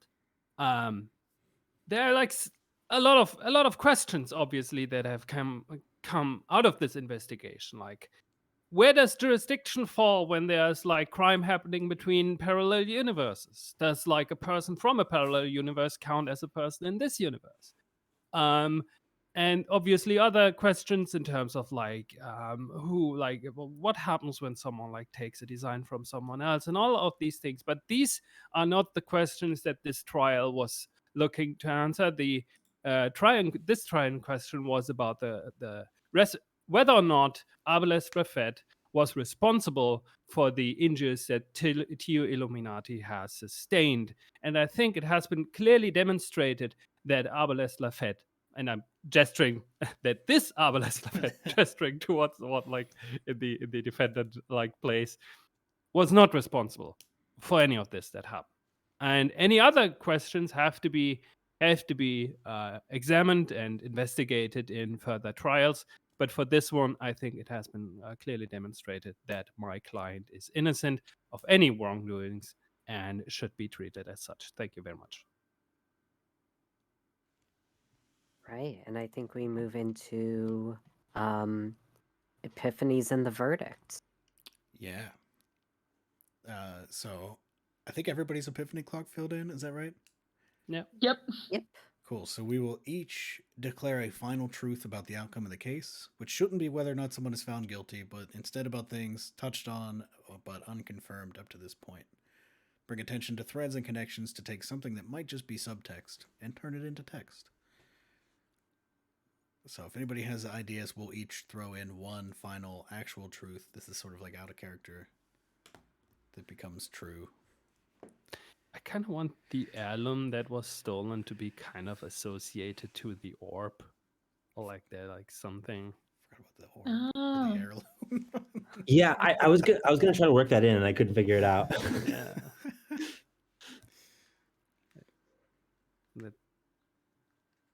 There's like a weird.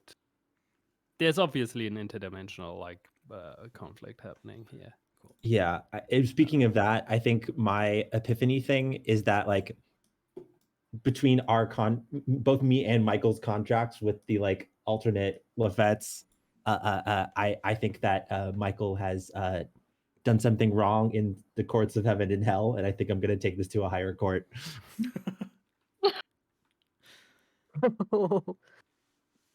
I think I'll just solidify that the intention was not to kill Tio Illuminati, but to fully swap the bodies, and so like the knives were supposed to be this like conduit cage summoning thing.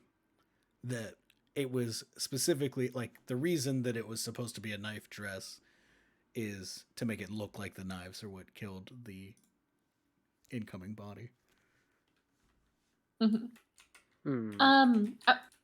For my truth, I would like to say that the incoming body, so the alternative universe Tio Lafette, was not murdered. He died of natural causes, and Mr. Juice, alternative universe Arbalest Lafette, just missed him. Oh, that's very sweet. Go through heaven. I and would hell. like. What? Nothing. Just go through heaven and hell to bring your friend question mark back. Literally. I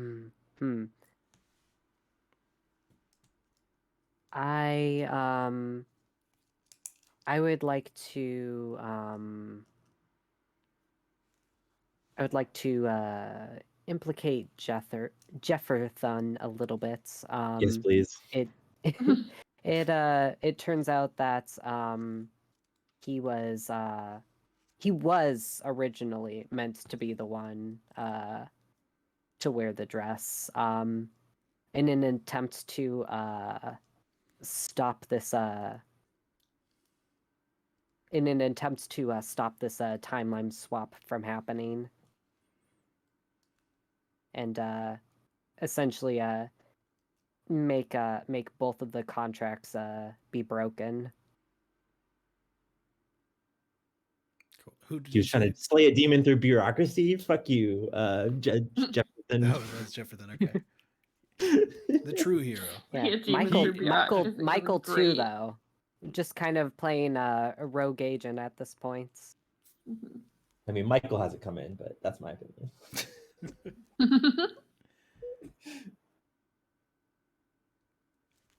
Right. Was that? Are there any other epiphanies? I feel like there were 4. Did everybody do one? I mean, I had something with the orb, but I Oh, don't know right, anything else. I think like maybe it's just like who would I think I'll just take something from up here. Who would gain the most from accusing Arbalest of attempted murder is um like their parallel universe person, or like maybe hell. I don't know. I have no ideas. My head is empty. Something. That's fair. Cool. All right, now it's time for the verdict. So we have 4 plus epiphanies, which means not only was the deep conspiracy behind everything revealed, but enough truth was uncovered to put the person truly behind it all behind bars. The judge, I believe. Where is it? Oh yeah, the judge declares the verdicts, So and it's not together technically slaughter. It's like accidental death. not a death, but unless Yeah. we're, because the original one died of natural causes, right? Yeah, and then this Oh, TO yeah. did get injured, but it was like an accidental injury. Yeah. OSHA violation. Yeah, it's gross Dimensional negligence. Yeah, gross negligence. Like Dimensional gross negligence. Yeah. That was I think I tried to accuse at the very beginning of the. That's true. Yeah. Wait, really? All right. Graceland has stopped tugging at their hair and straightens up. For the past like 20 minutes has been flipping through like several law books, many documents. Including All maybe right. that we have. What? So including maybe the document that we have. Yes, but probably also like flipping through a Bible, just trying to like establish if this is even like the court's domain at this point. All right. The court has reviewed the evidence, and it seems that since this state does not have a any sort of agreement with an alternate timeline, an extradition agreement, it is our responsibility to prosecute if a crime was committed here. Therefore, the court is going to drop the charges of murder and manslaughter, but will will find Arbalest Lafette of the alternate universe guilty of gross negligence in allowing Tio Illuminati to be gravely harmed by the knife dress.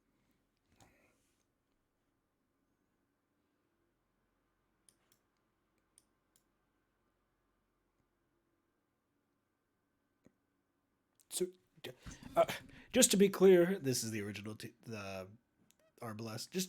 I'm good. Free to go. Oh, right.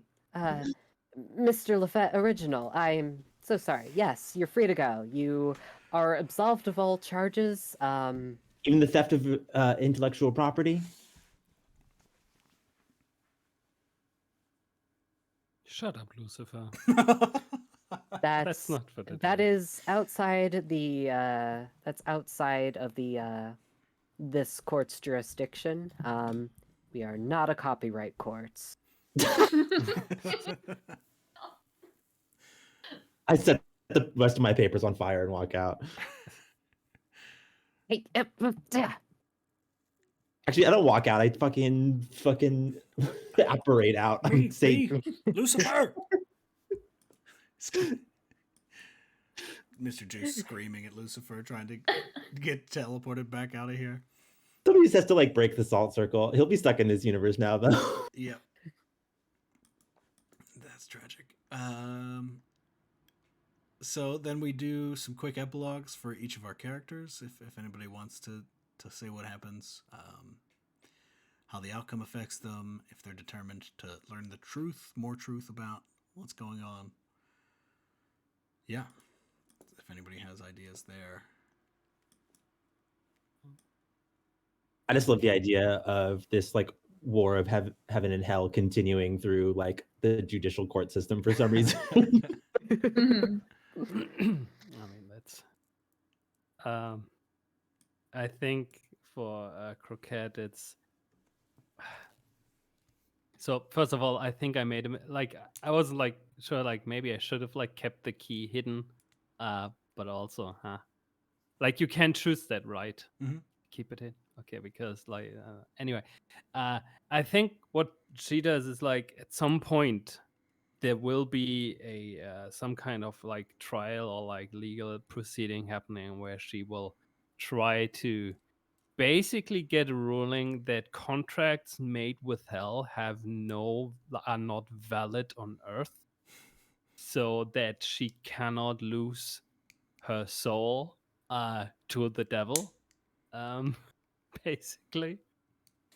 Like something like that. That's like the big legal project, because she realizes this might not have been a good idea. I should have pushed you more on that. Yeah, but also I kind of like this weird undertone of like. Also, I feel like if this were like a legal drama TV series, this would be like Lucifer against like Croquette would be like the regular thing, in some Oh way. yeah. Mhm. It's like regularly like they meet in court, and there's always this thing of like, remember, I have your soul. It's like, and yeah, kind of like that You won the part. day, but not the Yeah, battle. yeah. But yeah, I think that's her part, and but also like staying very far away from fashion in any shape or form. I think I had to deal with most of the people in the room. Like at some point I wanted to push for like, this is actually all your plan to get like people's souls into hell. But then you came with a parallel universe, and I said, okay, let's go down that route. That sounds more fun. Yeah, I didn't see the Mr. Juice twist coming at all. No one sees Mr. Juice coming. No. It's a clear juice, actually. Little did you know. nice and clarified. Yeah. I can go next. I have just two little shots for Judge Graceland. The first shot is them profusely apologizing to their partner and then sleeping on the couch that night. Because one of my tilts was you've got a dinner to make with your partner in about an hour.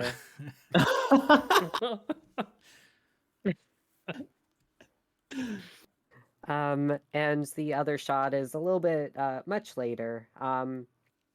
In like a in like a theological college, trying to get a degree, a general theology degree, so they can preside over more of these heaven and hell cases, since that's apparently where the world's going now.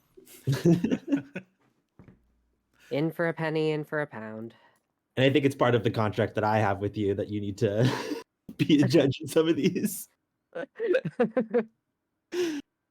Because we didn't reveal this, but the thing I have with you is that I was there at your moment of greatest weakness, so I influenced you at some Oh. point as well. I had I interpreted that completely differently. Oh, okay. That you had like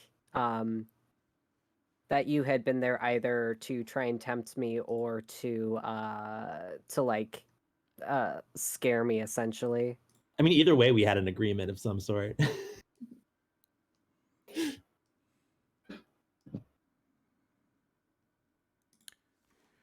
I think Killian Choi learns from this that sometimes being the lead designer on something, especially when you like to make weird, dangerous stuff like they do, is not great. And so they continue. They sort of, as time goes on, learn to accept this like advisor role. Like they still would like to be a designer of great acclaim, but like the fight at this point in their life just isn't worth it. So they're just helping people make comedically dangerous clothing. But what if they not made really the getting knife credit. dress again, but all the knives were sticking into apples? Yeah, you can. It's definitely got a built-in timer on how long you can wear that before those apples start to not smell so great. Yeah, they're falling off. Yeah. They're getting soft. Yeah, That's art, baby. and then a gun dress. Ooh. All that kind of stuff. Yeah. If I can do the sort of public reaction to the case, or sort of like how this lives on in public history memory, is my like what happens next for the gallery. But I think that this becomes like similar to the way that like the O.J. Simpson case is a very like powerful image and story in sort of like the American lexicon. I think that this similarly becomes that, even though it is much sillier and different. But I think similarly to the way that, like, you know, there's been multiple like series dramatizing the whole thing. There was a Lifetime documentary. Lucifer publishes a memoir. Yeah, exactly. I wanted to suggest like 30 years after the trial, there's like a documentary where like everyone like is interviewed for that. Like Yeah, exactly. I think that like people this Halloween go dressed as like the Lucifer and is it Coquette or Colette? Croquette Marvelous as like a couple's costume. Like I think that this becomes sort of like the trial, sort of the pop culture trial of the century. Great.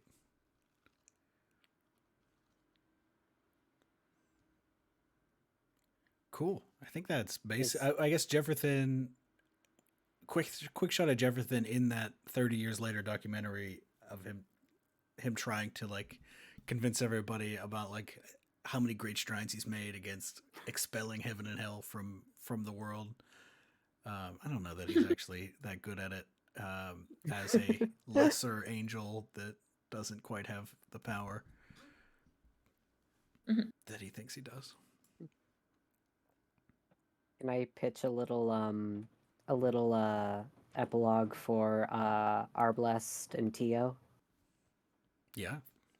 I think just like a quick shot of Tio visiting the alternate universe, Arbalest in prison. Mm-hmm. How long? Probably wouldn't be there for too long, right? What crime did we even charge him with? Negligence? I don't Gross know. negligence, yeah. That would be a few years at least, though. Cool. Okay, yeah, so visiting, and then maybe after he gets out, they hang out a bit? Or... Yeah.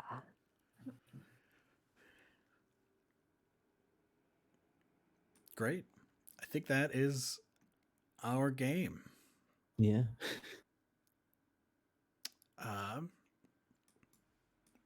Yeah, I think we can sign out. We have about 3 minutes in our slot remaining until we'll be handing it off to a group playing Songs for the Dusk. A very similar vibe, I'm sure.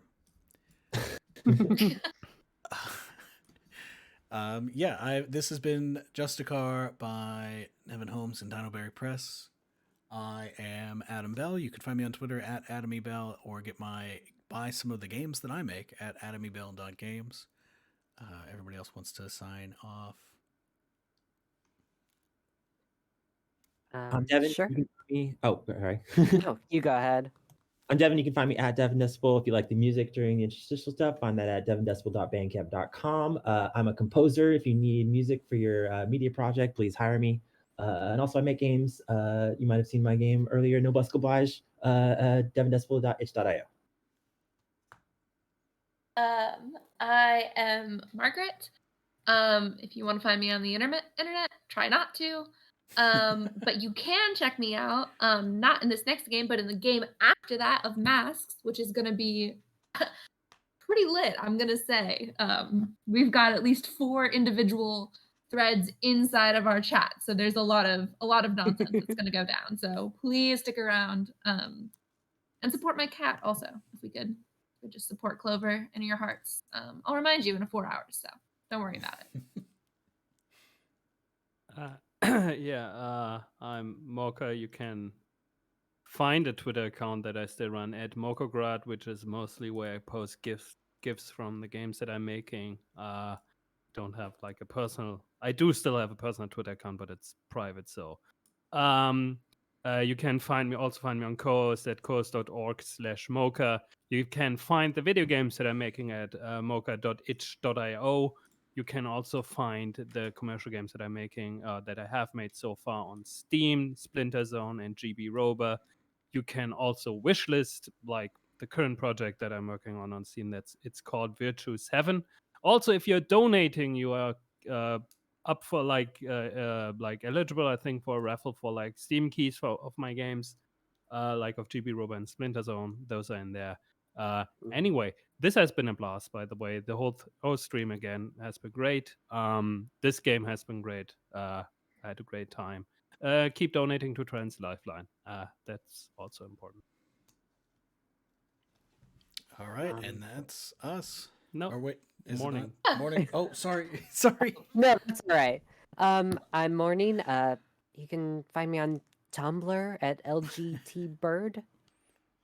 And that's all I got going on. All right, now that's everybody, right? Yes. Cool. And that's us right on time at 12 p.m. Have a great rest of your day, everybody. And watch the rest of the stream. Bye. Bye-bye. Bye. Hi, everybody. I know this is wrong.